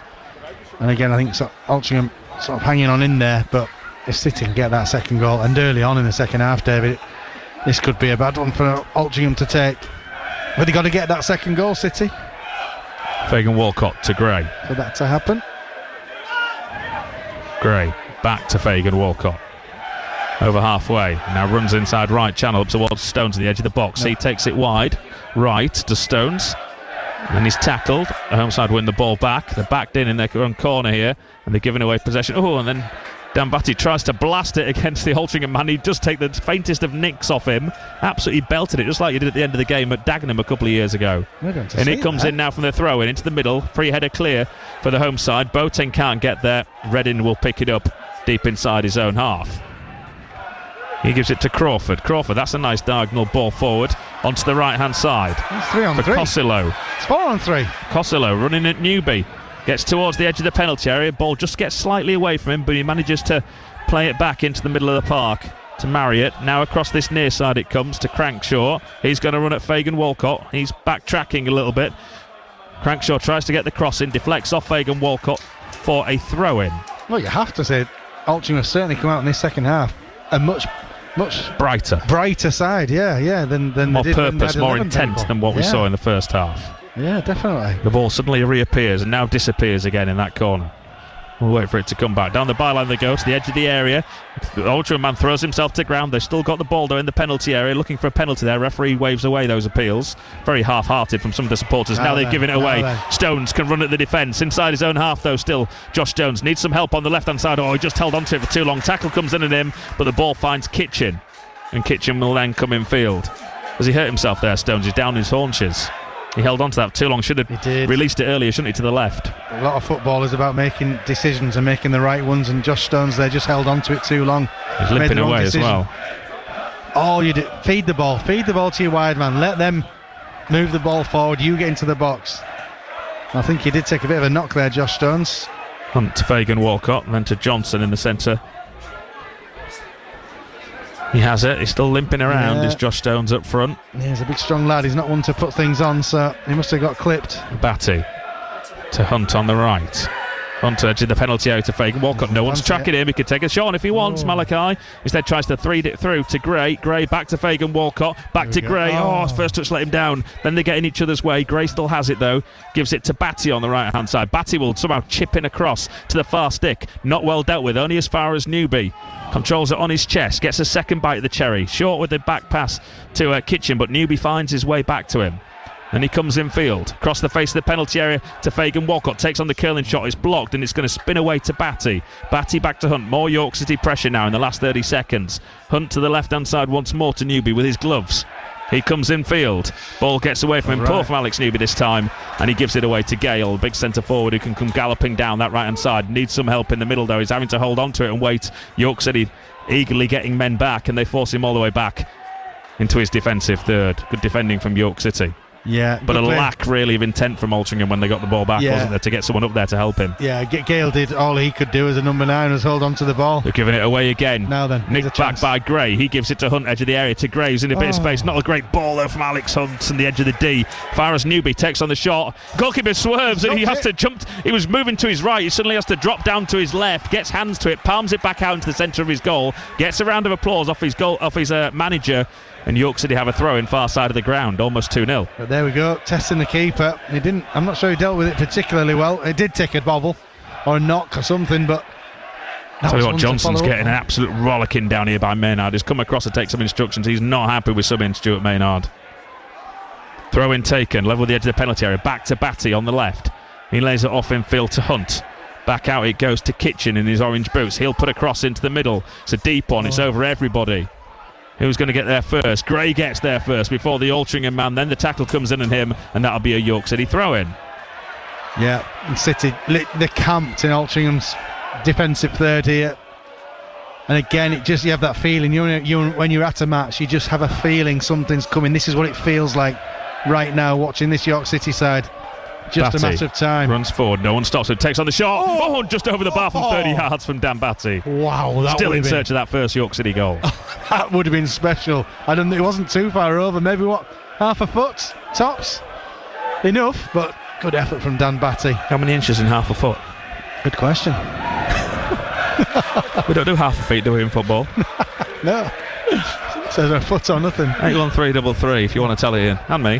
How many inches are in half a foot? Start your message with the word York. 08000 321 333 on WhatsApp. Again, start your message with the word York at BBC York Sport. Please do enlighten us. On this left-hand side, Altrincham have it. A bit of a shove in the back from Stones, not given by the referee, and then City have won it back through Stones. Well done. Stones gets in front of Golden. Good tackle comes on him though from Tyler Golden. And he clears downfield. Gale can't control that on his chest. Fagan Walcott can't do much with it either. But then he wins the tackle. Centre of the park. Good crunching tackle. It falls back to Gale. Yeah, and he skips away. Has he hurt himself, Malachi? Yeah. He has. And ball forward. It goes out for a corner kick. A first corner kick of the game to the home team. And it comes in the 58th minute. Malachi's gone through that. They've both gone in 50-50. But Malachi's come out worse there. 6 inches. Yeah. I'm reliably informed. Fantastic. So many things could be said there. So corner kick for the home team. Surely they're going to just put this in the York City penalty area. We can't, as I say, we can't see the ball in the quadrant. It will suddenly appear. Yeah, Malachi, I just hope he's okay there. Came off second best in that challenge. Around, but he's managed to get back downfield. They've gone short, and it comes now into the penalty. Flicked on the near post into the arms of Harrison Mayle. Any more direction, and that was the equalising goal. Yeah, that was a good effort from Altrincham. Just looking at Harrison Mayle there, he could have released both Newby and Gray were bursting clear on this right hand side. If Harrison takes the early opportunities to kick the ball, he didn't. He kept it to Boateng in the centre circle now to this right hand side to Fagan Walcott, who seems to have run off that knock. So too does Josh Stones in the centre. Back it goes to Johnson. Half time with the scores as they were. Bournemouth were top and York City were second. It was a meeting of the top two on Saturday. Not sure what's happening now. Forward to Boateng in the penalty area. Go through the latest scores actually in a couple of minutes. Newby, Hunt, edge of the box. Sent to the goal, loose with a little 1-2. Gray leaves it to come all the way across this right hand side to Fagan Walcott. He takes a couple of touches to control, plays it back to Batty.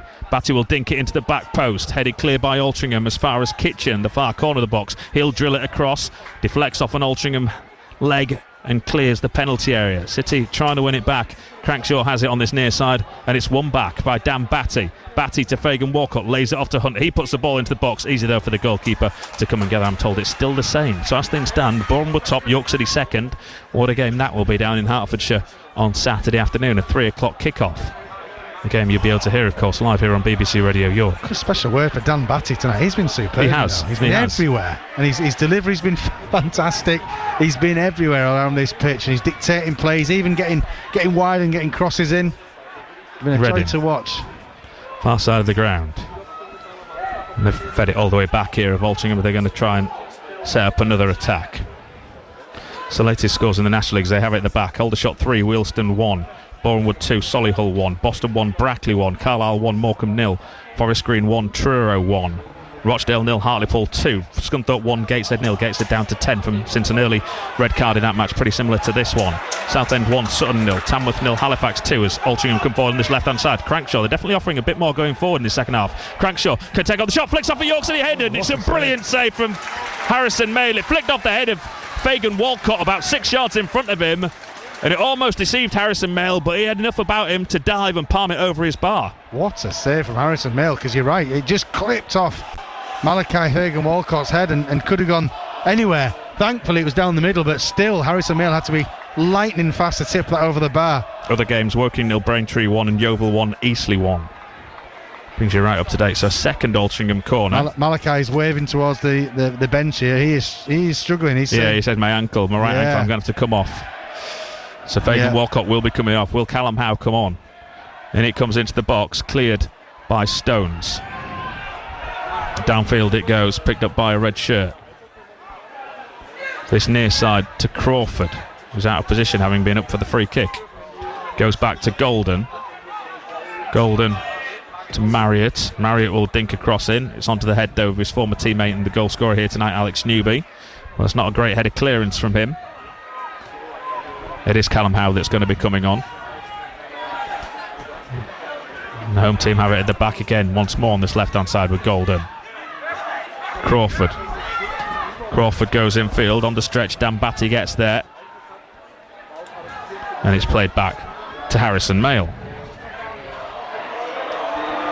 Yeah, Malachi has gone down off the ball here and he's going to have to go off. Yeah.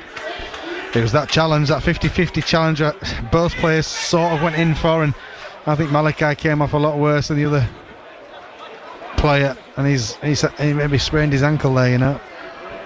Bad news for York City this. Yeah, Callum Howe is coming on for Malachi Fagan Walcott.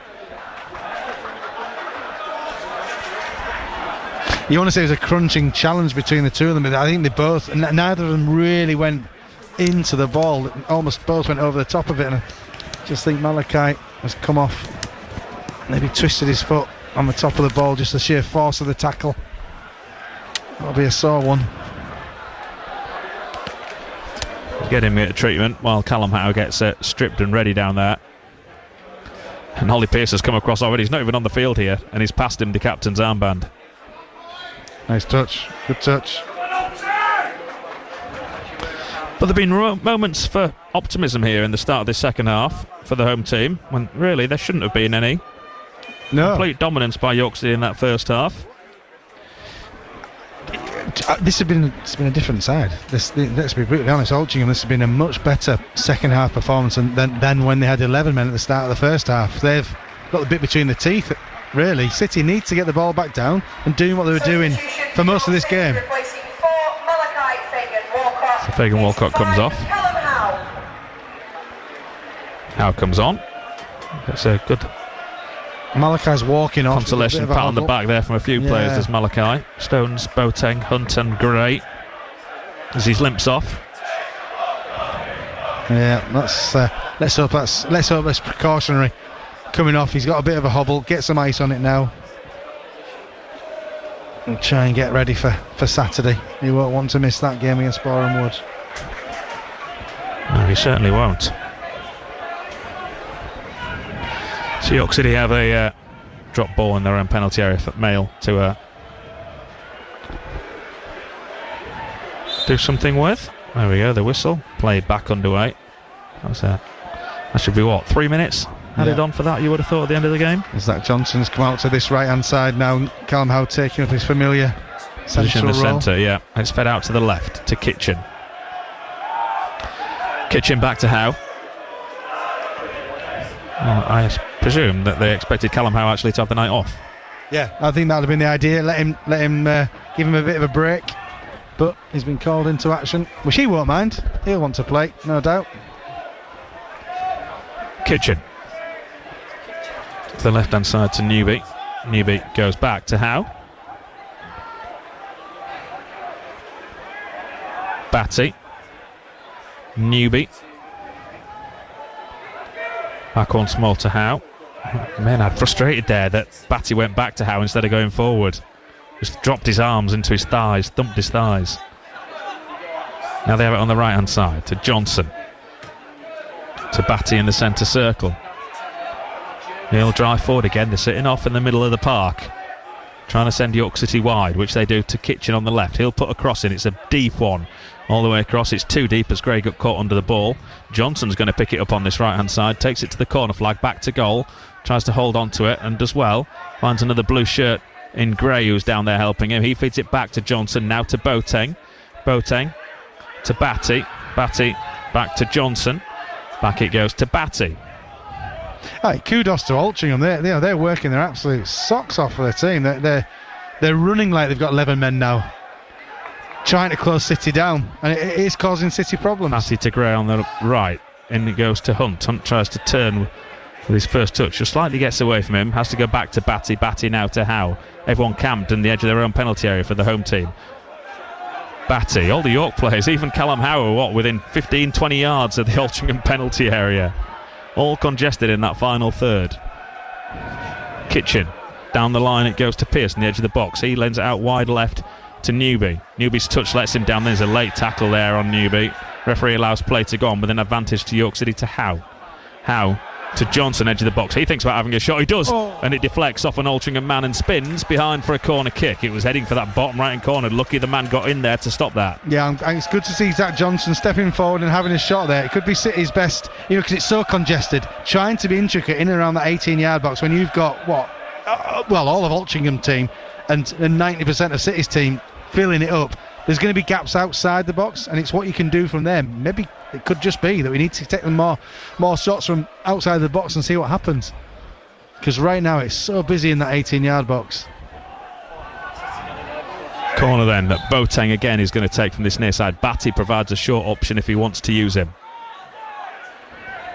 Boateng puts it in the box. Deep, curling one. Headed away by an Altrincham man. Appeals from the York City fans behind the goal for some pushing and shoving.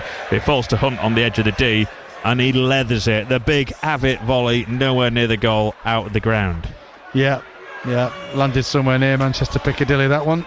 I think that ball's gone. Not too far from Manchester Airport. There should need to be warnings for aeroplanes trying to come into land of that one. He was furious with himself as well, Alex Hunt, because it was, it would have been a worldie, don't get me wrong, but I mean, he couldn't have got it more wrong. Goalkeeper taking his time over the goal kick. He's going to take it right in the centre of his goal. Normally one side of a 6-yard box, aren't they? Groundsman will be furious. Down the middle, flicks off the head of Gray. Johnson picks it up on this right. Nice little ball back in field to Gray, who can come forward. Hunt, centre of the field, moving it across to the left-hand side for Newby. Ryan Fallowfield goes and sits down in the dugout down there after doing a few exercises. Hunt. Kitchen now. Hunt. Kitchen. Newby down the line if he wants him. He goes back instead to Alex Hunt. He goes into the centre for Boateng, who comes across this right-hand side. Back into the centre circle to Howe. City still leading by that solitary Alex Newby goal. Halfway point of this second half, needing a second to close out this game against the 10 men of Altrincham. Yeah, City need to find that extra man. Move the ball around. See who is the extra man. Is it Boateng? Is it Batty? Is it Hunt? They've got to move these Altrincham players around because they're working so hard for the team. It's hard to distinguish between. They must be tired. Them having 10 men and us having 11 right now. They're putting a real shift first in. quarter when the red card was shown. Howe. Boateng. Kitchen. 2733 is the attendance. 1,056 York City supporters.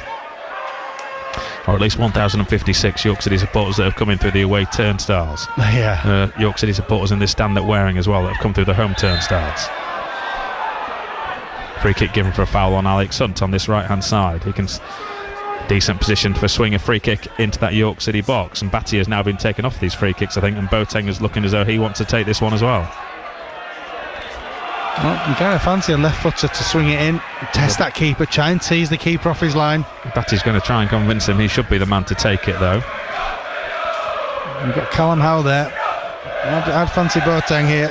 Whip it in around the penalty spot, entice the keeper out, see what happens. High line from Altrincham, right on the edge of the D. Never mind the penalty area. Yeah. Look at that big gap between the D and the penalty spot. That's where you want Batty the ball. runs over it. Boateng will now put it in. That's exactly where it's going. Comes off an Altrincham head. They still haven't cleared it. Reading, they will do now, I think, on this near. No, they won't. They've run into a bit of danger down this near side. They've done well, actually. Reading to the striker, Gale. Gale back to goal, deep inside his own half. Needs a bit of help. They didn't want to just clear it first time. They do now. But there's no red shirt upfield. Howe. A bit more pressure coming from York City. Newby on the left-hand side. Back to Boateng. Boateng to Batty. Johnson. That's good. Feeds it through to Gray on the right side of the penalty area. He can pull it back. Oh, it's behind everybody. There were two York City players running forward, and he played it right across the box behind them, just where they'd come from. And now Altrincham can try and come forward. But it's intercepted by Hunt on the edge of the centre circle. Stone's back out helping his defence. Johnson gives it to Howe. Bits and pieces, isn't it? Just not falling for York City in the box. No, it isn't, and they're putting some good balls in, but I think both Pearce and Stones made the same run there. They both went flat, too flat. No one hung back for the ball to be pulled back. Johnson. Batty. Cross to the far side to Newby. Newby's going to run at his full-back. Up towards the edge of the box, into the penalty area. Tries to get a cross in, deflects. Has he shot a shot from the most outrageous angle at the far side of the penalty area there, Newby? Or has he just tried to blast that across the penalty area and got it all wrong and it's gone high and wide out for a goal kick? The second one, I think.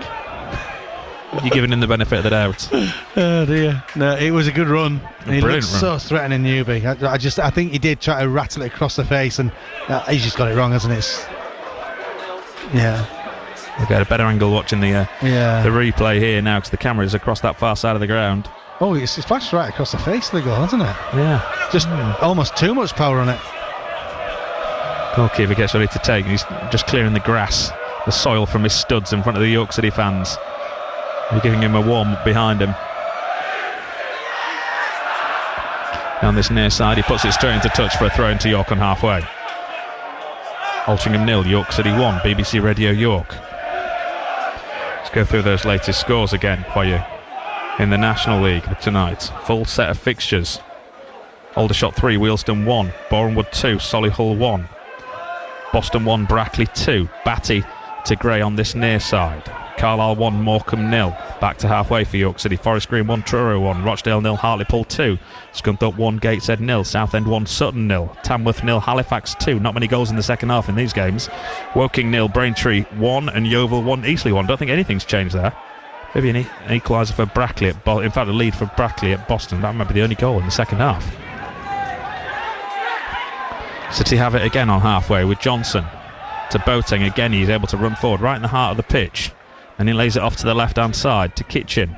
Kitchen now to Newby. Newby will run at Costello. No, he's not really a natural defender. He doesn't want a player running at him. He wants to be going the other way. Batty now to this right hand side. He's had a really good game, Dan Batty. Gray, edge of the area to Hunt. He leaves it a step over. Pearce tries to feed it back through to him. Hunt could have taken that in his stride. Good link-up play between the two. Pearce just couldn't find his mate. Double change coming for the home teams and home side in a second, with Knowles and Kirk about to come on. There's two City subs coming on as well, David. There's Felix and Brooks there with the kits and ready to come and join the action. City have it at the back though at the minute with Howe, who's already come on for York City. Fagan Walcott picking up an injury in the second half from a crunching tackle in centre of the field, a 50-50 that he came off second best in. Gray now down this near side, edge of the penalty area, running at his defender, tries to get into the box, tries to get between two men, but the home side are going to win it back. Stones comes across to try and help him, and they've given it away of Altrincham again, just due to the pressure that Stones was putting on them. Howe gives it now to Kitchen on the far side. He can come forward. He's got Newby outside of him, and he uses Newby. Back now to Howe. Howe, everyone camped again. Howe's come forward. Can have a shot, 25 yards. Takes on the shot, and it's straight to the goalkeeper. He does drop it again, but there's no one following in. Good effort from Callum Howe there. He did not think twice. He didn't need the second invite.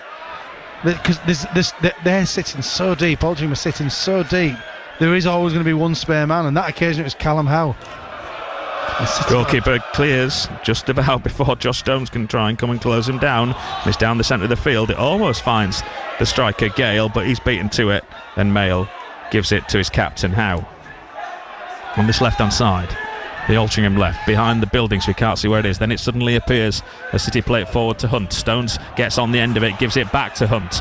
Hunt comes forward, centre of the field. He's got Newby on the far side, and he feeds it to Newby now. Newby's got Kitchen overlapping. Newby 25 yards, edge of the penalty area, takes on the shot. Goalkeeper again dives to his left-hand side and palms it 2 fists behind his goal for a corner kick. It's a good save, and again Alex Newby looking so dangerous, cutting in on his right foot and unleashing a rocket. Good keeping, good goalkeeping there. Just going back to the one before though, the keeper dropped Callum Howe's shots. Josh Stones was being manhandled, held back. I was saying, someone follow in, the keeper will drop it. Josh Stones was held. The changes are going to be made before the corner kick is taken. At least the referee thinks the changes are going to be made. The fourth official's not got his board ready. He has to wait for the linesman to come up here. This is going to take a while. Double change for both sides. They don't know who wants to go first. They're going to say, you can go first, York City. So Brooks and Felix coming on, I imagine, for Gray and Newby. Yeah, it's Felix for Newby. I imagine they just got the numbers mixed up here, and it'll be Brooks that goes across that far side to replace Newby. We don't know how to use his board, Ian. Look at this, that's the fourth official for out the linesman for a bit of help. I thought Sancho had brought them. And it is Gray that comes on. I thought he brought new boards. Comes off, sorry. The other day was fine, weren't they? The fourth official, so maybe they got the first version down there.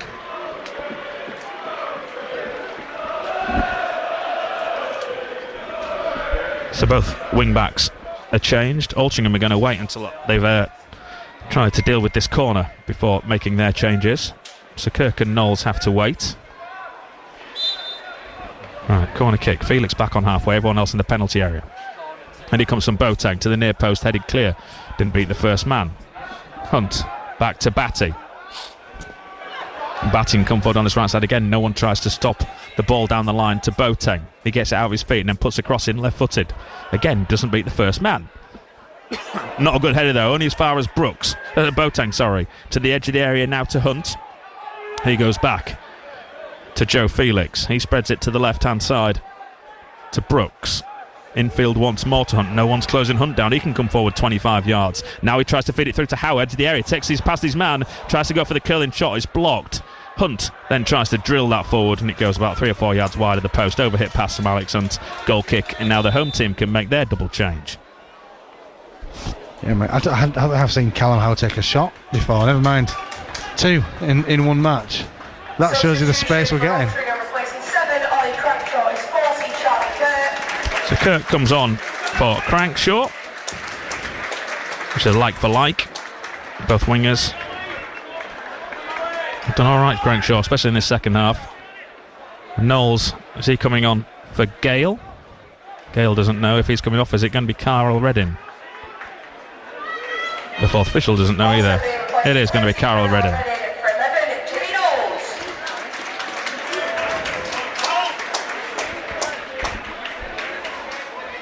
So what we got left?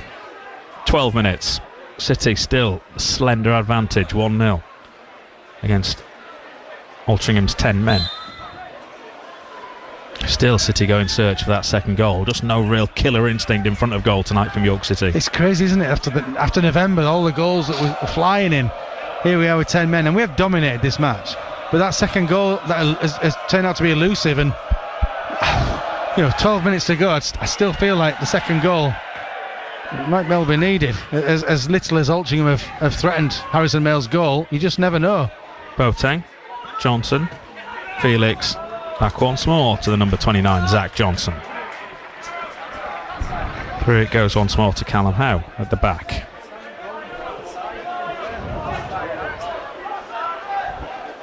Into midfield and Batty. He gives it to Felix on this right hand side.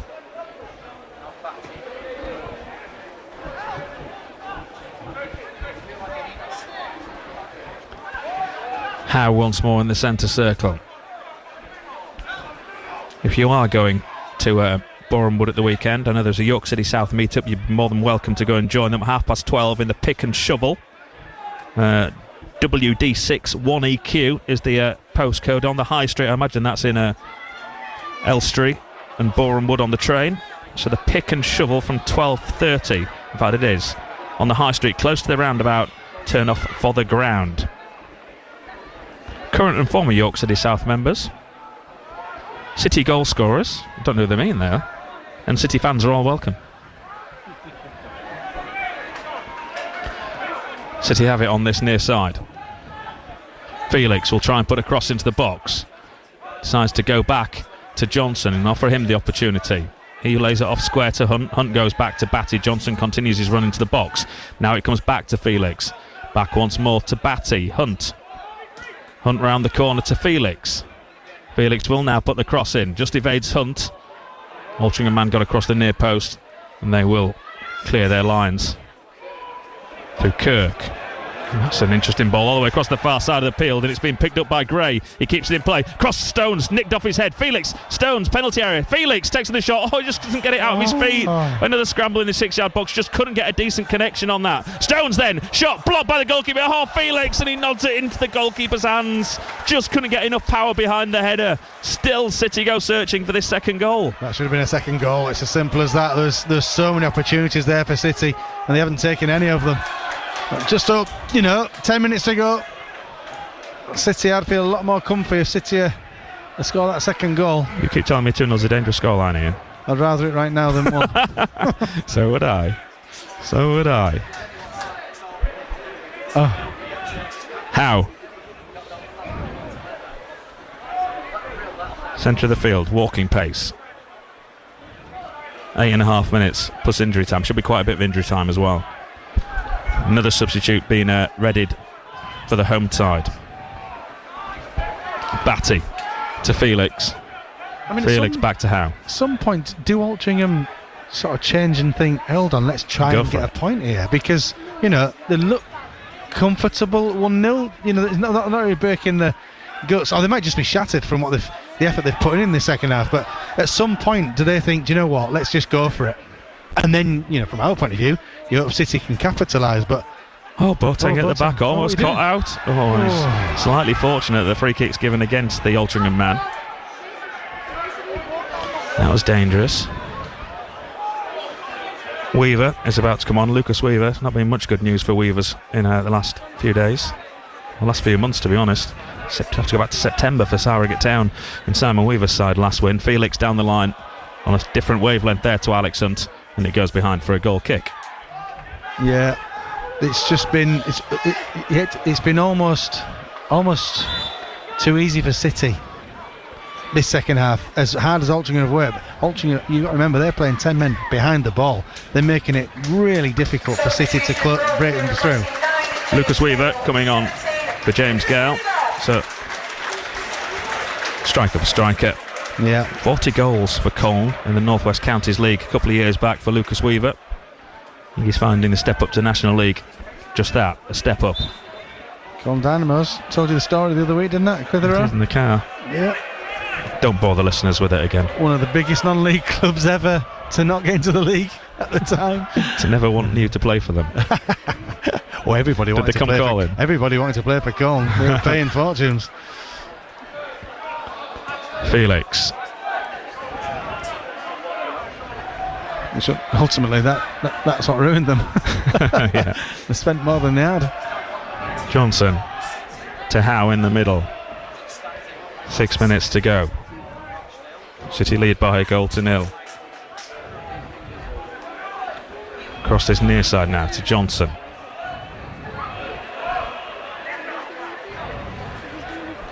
Back in field. See, Altrincham offering no ambition to get ahead of themselves here. They're waiting for City to make a mistake, but they're not getting forward. They're going to try now on this left hand side, and they've won a throw in just over halfway as it deflects off Dan Batty. Golden back to Sassy. Sassy across to Cooper, and now Cooper to the far side of the ground in the gloom. Although, to have to say, the floodlights seem to have done a little bit of work at this ground since our last trip here. 13 months ago, at the back end of November last season.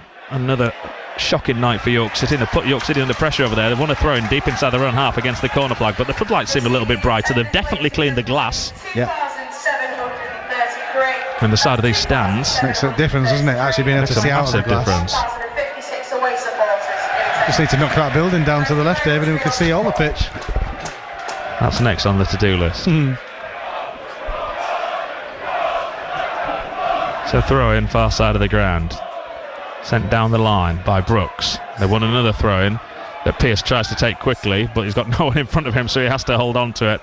And now he'll leave it for Brooks to take once more. The referee has a quiet word with him as he tries to waste a few seconds, Ollie Pearce. Brooks goes back to Howe. 5 minutes to go. Still just 1-0 thanks to Alex Newby's goal. Into midfield it goes. Slack pass though that. Can't be picked up by Hunt. Round the corner it goes. From Kirk. City win it back though. Felix, Hunt, now back to Howe. Rochdale have got a goal back against Hartlepool, but they still trail by 2-1. Carlisle still one upon Morecambe. Forest Green still 1-1 with Truro. Boreham Wood still leads Solihull by 2-1. Back it goes to Callum Howe.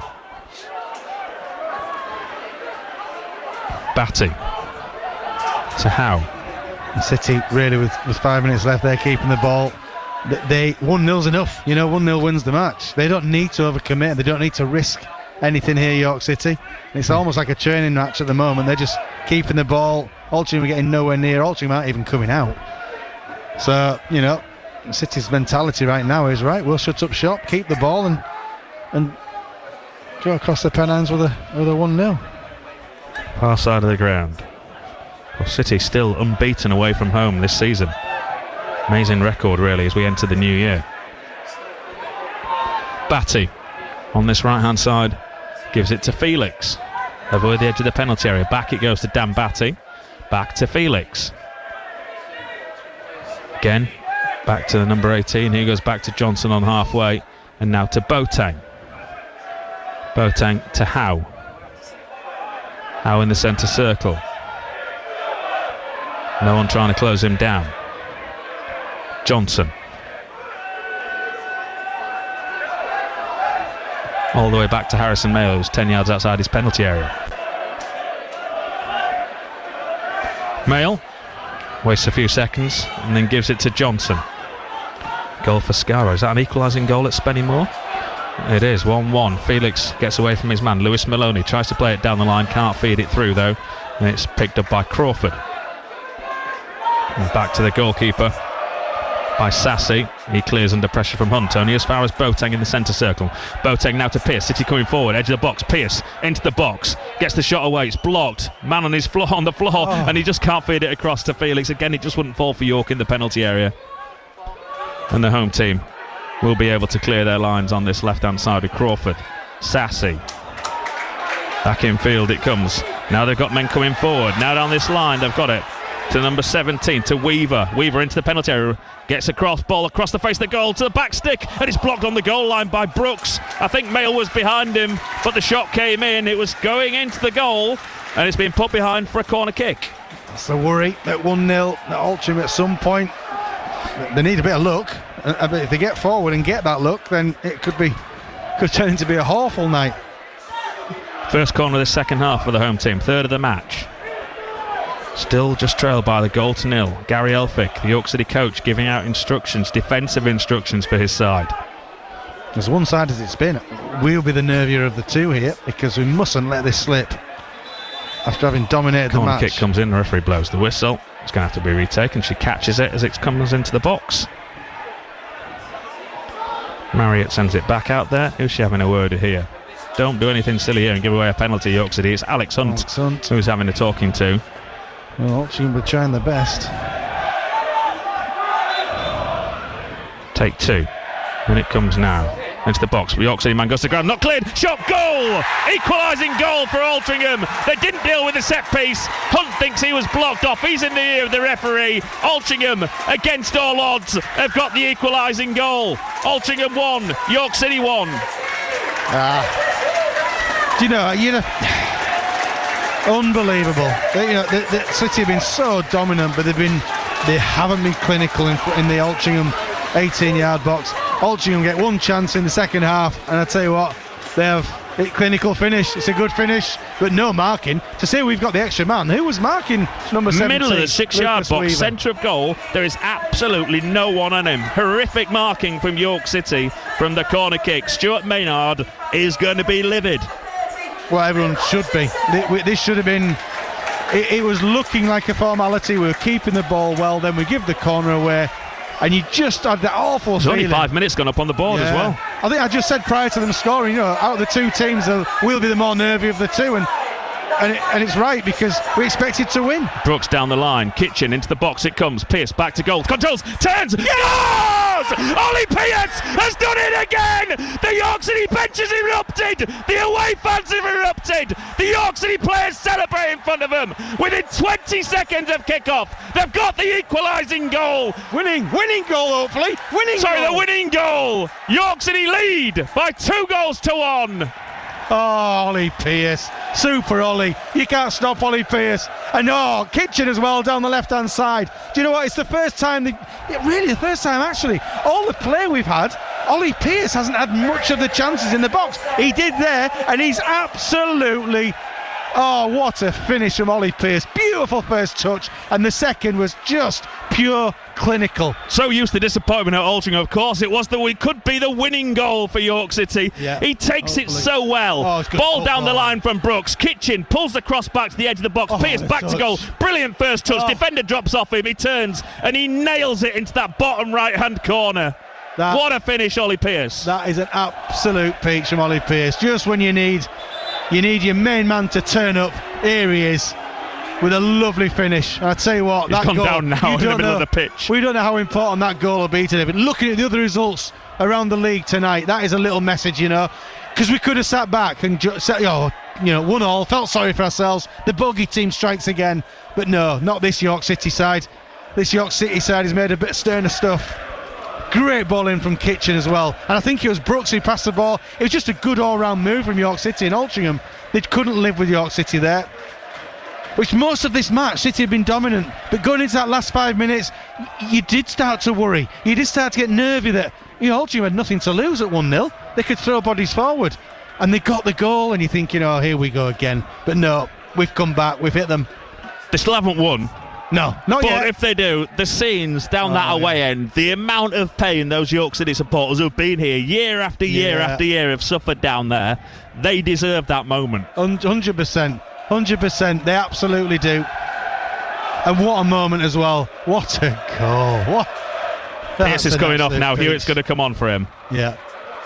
21st league goal, 22nd of the season. What a man, Ollie Pearce. 15 goals in the last 13 games for York City. He's their leading marksman. They're all important, David, but that feels even more important, doesn't it? To score that goal with minutes left, having just taken the hammer blow of conceding in a game that we dominated, to then go up and score what will hopefully be the winning match. Let's not speak too soon. This is Altrincham, but... what a finish from your main man. I'm sure many people will have seen that goal on social media today, last night, the 2 goals late in the game between Portsmouth and Charlton, where Charlton equalised right at the death, and all the Charlton fans are singing "We Never Lose at Fratton Park," and Portsmouth literally from the kickoff. 10 seconds later, go down and score a winning goal, and the referee blows the full-time whistle. Very similar the time between those two goals as we've seen here tonight. Yeah, well, let's see something different from City tonight. All you need to do now is defend. Defend with your lives. They thoroughly deserve the win. That it's 2-1 has just made it a bit exciting. They'll come forward with the home side on the far side. So Hewitt came on for Pearce. They picked it up on the edge of the box with Weaver. Weaver gets past his man, gets across the box. Shot comes in, blocked with the feet of Mail. What a good save from Harrison Mail, right at him. And it's gone behind for a corner kick. But they've cut York City open again down that right-hand side. Yeah, that was too easy. That's the first time Altrincham have really had a go at us and got the better of us. Taking the corner short. In it comes now. Appeals for handball. Nothing given by the referee. Hit the back. Not a good clearance from Boateng. Harem scaring at the back now for York City. In it comes again. All the way across this near side. Put back into the box it comes. Flicked on. That's going to go through to Mail. In fact, it goes behind for a goal kick. By the way, just let's rewind a couple of minutes there. Harrison Mail's save, that is an absolute... He's got his foot to it because that's going in the back of the net, clearly. And Harrison Mail, who hasn't had much to do, David, let's be brutally honest, still alive at this minute, the 94th minute. What a good save that is. Probably as important as, Pearce's goal. Obviously, that's the most important part, but making saves like that, he will feel like he's done his bit now, Harrison Mail, with that one. We've played the 5 minutes. There's going to be a lot more added on, though, you would have thought, to that 5. Mail told to get on with the clearance. What a 5 minutes. Which he does now. Down this right-hand side. Headed forward by Altrincham. Johnson will get there first. Just need to clear it. And he does. Down the line to halfway. Stones flicked in field by Altrincham. And they've fed it all the way back to their goalkeeper. They're going to have to start from down the far end of the field, Altrincham, if they want to try and find an equalising goal. Right at the death. They come forward down the right-hand side. Hewitt does well to get back in. Boateng beaten to it, though. Now they're going to move it back across this near side. This could have gone forward. They've gone backwards instead, Altrincham, to the disappointment of many of their fans in front of us. Now down this left-hand side. They're really having to go for it now. Down the line, it disappears behind the building again. We'll wait for it to come back into play. Kept in play, I think. The referee's not signalling anything. They've played it back now to Golden. Golden City have got to push up here. Centre of the field. The courage to shoot up towards the edge of the box. Intercepted by Johnson. Now Felix can come forward. Gets past his man. Felix can go forward. He's got man in the middle, Hewitt. Run it to the corner. Towards the corner flag comes Felix. Now he lays it off to Hewitt. Hewitt can't get there. Tackle comes in and in. Not great from Joe Felix. No, and now they come forward again to Altrincham. They've got space out on the right hand side. Kitchen's got to get there. Cross comes into box, going to be tapping. What a last-ditch tackle that is from Callum Howe. I thought it was a tap in 3 yards from goal. They intercepted between the defence and Mail. What a tackle, a game-saving tackle that is from Callum Howe. Unbelievable tackle, Callum Howe. Wow. Just when Joe Felix should have run it in the corner. And Altrincham have done so well. They're going to have one more go from the back here, Altrincham. Centre of the field and moved it across this left-hand side once more to Tyler Golden. Golden down the line. Back it goes to Golden. We've played nearly 2 minutes over the additional 5. Callum Howe's just won the right-hand side. This is what could have been for Altrincham. They've shown a bit more going forward earlier on in the game. The centre City are now camped out on the edge of their own box. They're moving it from right to left, Altrincham. In comes the cross from Kirk. Into the middle, headed clear once more by Callum Howe. And that is the full-time whistle! The Altrincham hoodoo finally comes to an end with a last gasp 2-1 victory. Harrison Mail cups his ears in front of the Altrincham fans away to our left-hand side. The York City fans jump in absolute delight to our right-hand side. They have put us through the ringer once again. So for 75 minutes with 10 men, they just couldn't put this Altrincham side away. Goal in the first half from Alex Newby. A late equaliser from the home team, only for Ollie Pearce in injury time, barely seconds after they'd conceded that equalising goal. His 21st of the league campaign. He gives York City all 3 points. Altrincham 1, York City 2. Finally, Ian, we come away from here with a smile on our face. It's been a long time, hasn't it? Because we've suffered heartache here at Altrincham, and rightly so. Altrincham have given us some beatings over the seasons. But tonight, York City, let's be brutally honest, from the first minute were much the better team. Altrincham had a spell, I would say, in the second half where they came out a little bit more, but let's be let's make no bones about this. York City, this would have been 2 points lost had City only managed to draw it. It would have felt like a loss, David, because of all the dominance of City was superb tonight. But they couldn't get that second goal, and the longer it went, you did get nervy. You thought, we're Altrincham here, anything can happen. But the beauty of this York City side, now I think Stuart Maynard alluded to it on Saturday, it does not know when it's beat or doesn't know when it can't get a win. And there, they bounced back 1-1. They could have felt sorry for themselves and got into themselves, but no. Brooks to Kitchen, and then you find that man, Ollie Pearce, with an absolute belter of a finish. Brilliant to come here and win, David. And they're now going to celebrate with their fans. I don't think any of them have left the ground away to that right-hand side. They're milking this for all it's worth. Those York City supporters, you have to be fair to many of the Altrincham fans who are still in this ground as well, because their side have put in one hell of a fight in that second half especially, but they caught out right at the death. Altrincham 1, York City 2. York City's promotion hunt continues. Music fans across the British Isles spent more on records last year than ever before. There was nothing more exciting than walking home with a new record. I feel like I've got a friend in every city because of music. I'm former World Snooker Champion Steve Davis, but I'll be swapping the snooker table for the turntable as we meet people who share my passion for collecting vinyl. Vinyl has got that warm sound that you cannot replace. Those songs, I think they were the only thing that really got me through. Turning the Tables with Steve Davis. New Year's Eve from 9. Getting you closer to your club and every game live. BBC Radio York Sport. So City leave it late again. A goal from Ollie Pearce to snatch the win from the jaws of a draw. As David said in the commentary, they certainly put us through the ringer once again. Altrincham made it 1-1 late on, but Ollie Pearce stepping up with his 15th goal in his last 13 games as well, after Alex Newby had scored against his former side, getting his 8th goal of the season. So that's how it finished at the J. Davidson Stadium. How did things go for Scarborough Athletic at Brewery Field? Spennymoor Town against Scarborough Athletic. James Fletcher. Late drama here as well at the Brewery Field, Pete. It's finished Spennymoor Town 1, Scarborough Athletic 1. Certainly a point that if you'd offered it to the Borough before kick-off, they probably would have taken it. Mackenzie Heaney, after 2 minutes, gave Spennymoor the lead, cutting in away from Noah Wadsworth and curling a delicious effort into the top left-hand corner.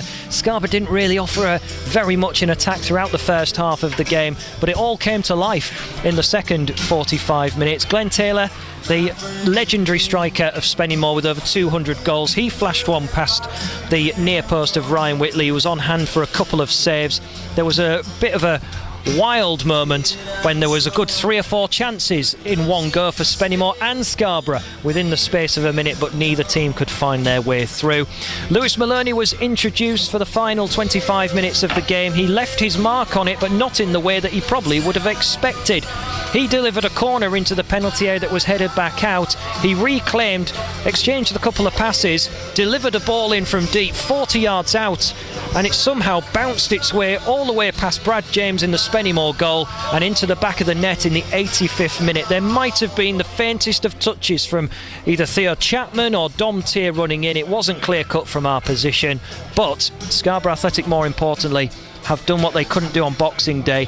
After being left really showing patience, after not being able to break down a decent back four of Spennymoor, they found a way through in the end. They've drawn tonight and results around them have gone their way. Radcliffe drawing, Darlington losing, Curzon picking up a point, Marine picking up a point as well. So they are a bit cut away now from the top 4, top 5 if you like, if you include Radcliffe, but as they end 2025 they finish in the playoff places in 7th position, taking in total 68 points from the calendar year. Final score then at the Brewery Field, a 7th draw in a row between these two. We probably could have predicted it, couldn't we? Spennymoor Town 1, Scarborough Athletic 1.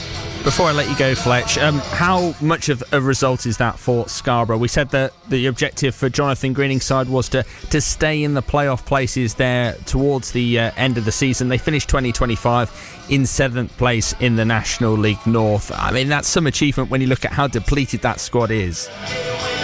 Yeah, a possible turning point tonight, a roll of the dice, if you like, from one or two of the players going with their hearts rather than with their heads, you feel, from a medical point of view. Neil Redfern is still alongside me. You know that the timescales that we've been given on some of these players. Rio Allen, for example, on Boxing Day came off with a tight hamstring. Lewis Maloney's been out for a significant amount of time, but he believed in himself, believed he was ready. The manager gave him specifically the opportunity to come on, and he's left his mark on the game. Yeah, I mean, to be honest with you, mate, I mean, it was all about the second half for me, and I think the manager, John O'Green, has got to take great credit. I mean, the substitutions were made at the right time. It was just when they were starting to waver a little bit, Spennymoor, so physicality didn't matter as much, and he brought the quicker players in off the bench, you know, and such as Rio Allen and Chapman on the left, and it made such a difference. It gave them that little bit of impetus when they needed it, and that's good management, you know, to spot it when the opposition are just starting to wilt a bit, and they got the rewards for it. So, you know, they've got to take great credit from that. They've come through this relatively unscathed, but one major situation is that Harry Green limped off with 3 minutes to go, and it's one of those where he sat down on his backside and waited for play to stop. It wasn't necessarily from a tackle as such. He took a big block inside the own penalty area, so we've got to hope, maybe fingers crossed, that's just superficial for now and he was just struggling in the moment. Yeah, I'm not sure. It might have been fatigue as well, mate, because he absolutely ran his socks off tonight. We see that every week in, week out. You know, he's that type of player, and he gives his absolute everything, you know, and he's not the biggest player, and he takes some whackings as well, but he just bounces up. You know, it might be that the game just took its toll on him, but some outstanding performances second half, some, you know, inspired substitutions from the manager, great game planning, you know, and they've beat a side that are a decent side. They're not mugs anymore, you know, they've been successful in recent seasons, so this is a good point. If you was in the changing room now, Redders, what do you think this draw will give them going into 2026? Because obviously the adversity of the injuries, everything that's going off the pitch, this is where it broke majorly that they wouldn't be able to play at the SSV throughout this season that we're currently in at the moment. I think to some degree the pitch has helped them tonight because of we complimented Spennymoor's surface going into the game, but if you was in the dressing room now, given all the adversity, how big a point is that? I think it's a massive point, because if you look at the first half, I mean, you know, you wouldn't say either side warranted to get 3 points, but they were probably slightly the better side, Spennymoor, and they were just towing a little bit, and they just came out with a attitude change second half. They were more front foot, you know, the passing was better, it was slicker, you know, the substitutions, like I said, were made at the right time to give them the impetus, change the shape of the team as regards how they looked to play forward. Tia got forward more as a 10 rather than as an attacking midfield player, and the whole feel, you know, was much more upbeat. And you know, when the goal went in, and you and me sat here, were thinking they're going to go on and win this, you know, because they were wilting that much, Spennymoor. So it's actually, you know, the belief that Jono instills in these players and this team to keep going, even when they're a goal down, even when it's not going the way, even when there's injuries and illness and suspensions. He just takes it in his stride, and his players are of the same mentality, and it's really good to see. Well, we're going to now move over because Jonathan Greening's about to emerge from the tunnel, but also we understand that obviously York City want to try and get the post-match thoughts on air, and Jonathan Greening's thoughts will be available via BBC Sounds. But full time here from County Durham, a very well earned point and a good end to the year for Scarborough Athletic. They've drawn here, Pete, 1 goal apiece. Thank you very much to James Fletcher and the thoughts of your expert summariser there, Neil Redfern. We will, of course, try to get Stuart Maynard on air. We are listening across that line. When the reaction does come from the manager, we will bring it to you here on BBC Radio York. Let's run you through the full-time scores elsewhere. Matches in the Premier League tonight. These are the full-time fixtures which got underway at 7:30. Burnley 1, Newcastle United 3, Chelsea 2, AFC Bournemouth 2, Nottingham Forest 0, Everton 2, West Ham 2, Brighton and Hove Albion 2. Danny Welbeck missing a Panenka in that one. Arsenal 4, Aston Villa 0 in the 80th minute. Manchester United 1, Wolverhampton Wanderers 1. National League as well. Aldershot Town 4, Wealdstone 1, Altrincham 1, York City 2, as we've been hearing on FM and on BBC Sounds. Bournemouth 2, Solihull Moors 1. Bournemouth, the next opponents for York City on coming on Saturday, that game. That's going to be a battle of the top two to see who starts 2026 at the top of the National League. And Boston United 1, Brackley Town 2, Carlisle United 1, Morecambe 0, Forest Green Rovers 1, Truro City 1, Rochdale 1, Hartlepool United 2.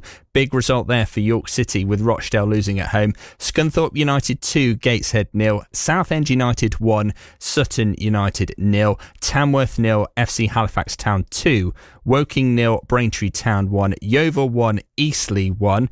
Let's bring you the latest as things stood and as things finished in the National League North. Alfreton Town 2, Leamington 1, Bedford Town 4, Kings Lynn Town 2, Buxton 3, Worksop Town 1, Chester 2, Macclesfield 0, Chorley 2, Marine 1, Darlington 1, South Shields 2, Kidderminster Harriers 3, AFC Telford United 0, Merthyr Town 2, Hereford 2, Peterborough Sports 0, Oxford City 0, Radcliffe 3, Fard 3, a 6-goal thriller there at Radcliffe, Southport 2, Curzon Ashton 4, and Spennymoor 1.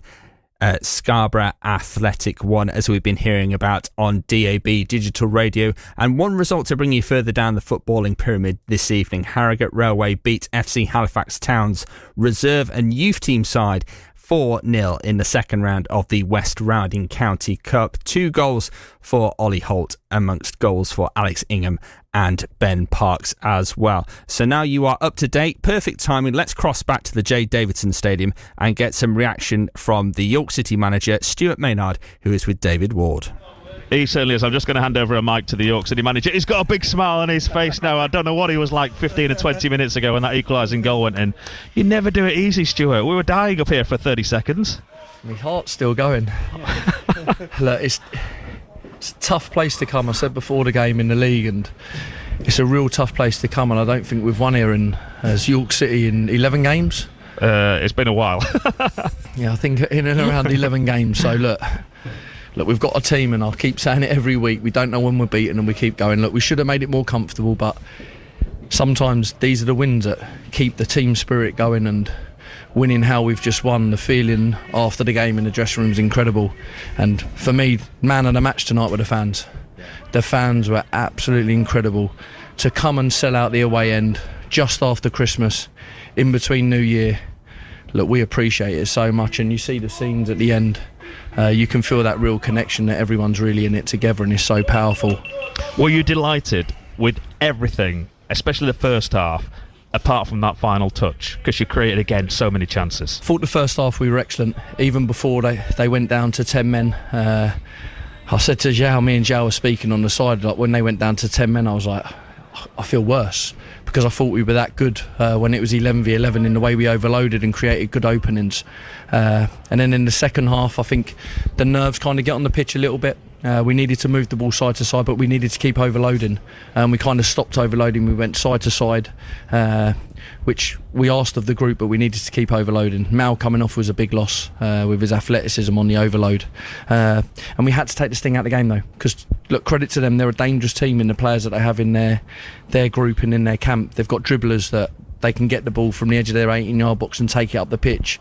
And it ended up a little bit, probably 10 minutes into the second half, a little bit like a basketball game, end to end. And then when Mal went down injured, we had to get the message on. We've got to be calmer with the ball and be patient, make sure we use our overload with our extra man. And it's probably not as exciting for the fans as in a game for the 90 minutes, but we hope that we've sent them away really happy with a late winner, because it's the best way to win a game of football. So especially, say, in the last 10 or 15 minutes, I don't want to say you could feel a goal coming, but you could maybe feel a chance coming. Were you disappointed with the game management from your side? Yeah, of course, and the lads would be disappointed. When teams have counters on us, especially when they're down to 10 men, it shouldn't happen. Is that we're not locked in properly, and we're not right behind the ball, so we don't need to cross it, or we don't need to have an effort. And look, as a team, we're still developing, we're still learning, and we're still improving. But the character and H, what a save, like unbelievable. It's as big as Pierce's goal, but straight from kick-off to go down the other end, Kitch, what a ball on the money. Ollie Pearce, he's just God, isn't he? Like, what a finish, like, unbelievable. I don't think he touched the ball for probably 90 minutes, and then he comes alive, and that's a real unbelievable talent to have the calmness and composure to do that. It's incredible. And then H, what a save at the end. And to not give up. After what's happened, the 10 men, you've bossed the game virtually from first minute to last, to then concede that equalising goal so late, to not be down, we're down on our luck again, it's Altrincham again. What was it, 20 seconds after the kick-off, you're back in front? Look, it's one thing we've said to the group, and it's installed in them now, as you can see, is that show no disappointment. No matter what goes against us, refereeing decisions, goals against us, we can't show disappointment. If we show disappointment, it gives the other team that little bit of extra energy and a little bit of confidence that we're low. So no matter what happens to us in whatever minute, we'll keep going all the way to the end. You see it on Boxing Day, we keep going all the way to the end, get the equaliser, and then you see today all the way to the end and get the winner. And yeah, I'm delighted with the win. It had to be Alex Newby that got the first goal. Happens so often, doesn't it? Some finish. To come inside, reverse it in the way that he did. He's given the keeper the eyes. The goalies took a step the other way and then just could never get back. It was a great finish. It was a great finish. You mentioned Malachi. How is he? Yeah, we won't know to what extent. It was the block tackle. Yeah. So it looks like that his ankle's just extended a bit. So we won't know probably for the next 24 to 48 hours to what degree and what level it's at, really. Which will be a concern, I suppose, not just for you, but all those York City supporters. That'll be the only negative on what has been a pretty dramatic evening. Yeah, of course. Look, you don't want any players getting injured, and when we come through games with no injuries, we're as happy as that as the wins at time, because then you can go again. So yeah, it's disappointing that he's had to limp off, but we're hoping that it's nothing too serious. Good thing you had Callum Howe, I suppose. I presume you weren't actually planning on playing him tonight, but you had an adequate replacement, didn't you, on the bench? Perfect replacement. Oh, of course. I thought he'd come in, stepped in again, composure, leads the group, calms us down at the time that we needed to, and was excellent. I thought everyone was excellent tonight. All the subs. Joe Felix come on, was brilliant. Brooksy come on. Craig come on at the end there and brought us a little bit of energy that we just needed towards the end when Piercy comes off just after the goal to see the game out. Joe deserved the goal. He got in the area and he's so close. There's just no power on it. He couldn't head it. He kind of needed to do a scissor volley to kind of generate power. But yeah, look, really pleased with the performance, and the togetherness within the group's unbelievable. Have you seen the other results tonight? No, I haven't looked tonight. Rochdale have been beaten. Okay. Forest Green drew with Truro. Yeah. Bournemouth won and Carlisle won. Means it's top two. Yeah. First versus second on Saturday. Yeah. That's a bit mouth-watering, isn't it? Look, I still believe it's going to go all the way to the wire, and there's going to be twists and turns and people dropping points. We dropped points on Boxing Day, and we've come here and got 3 points again. This is the business end of the season, even though we're only halfway through. These are the games, because what happens is the games start running out.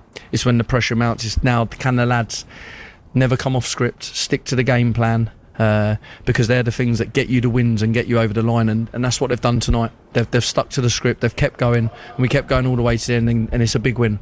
Do you feel there is pressure at this end of the table? I know it's a nice pressure, and much nicer pressure than at the other end of the table, but do you think there is pressure on all these sides going for this one automatic promotion spot?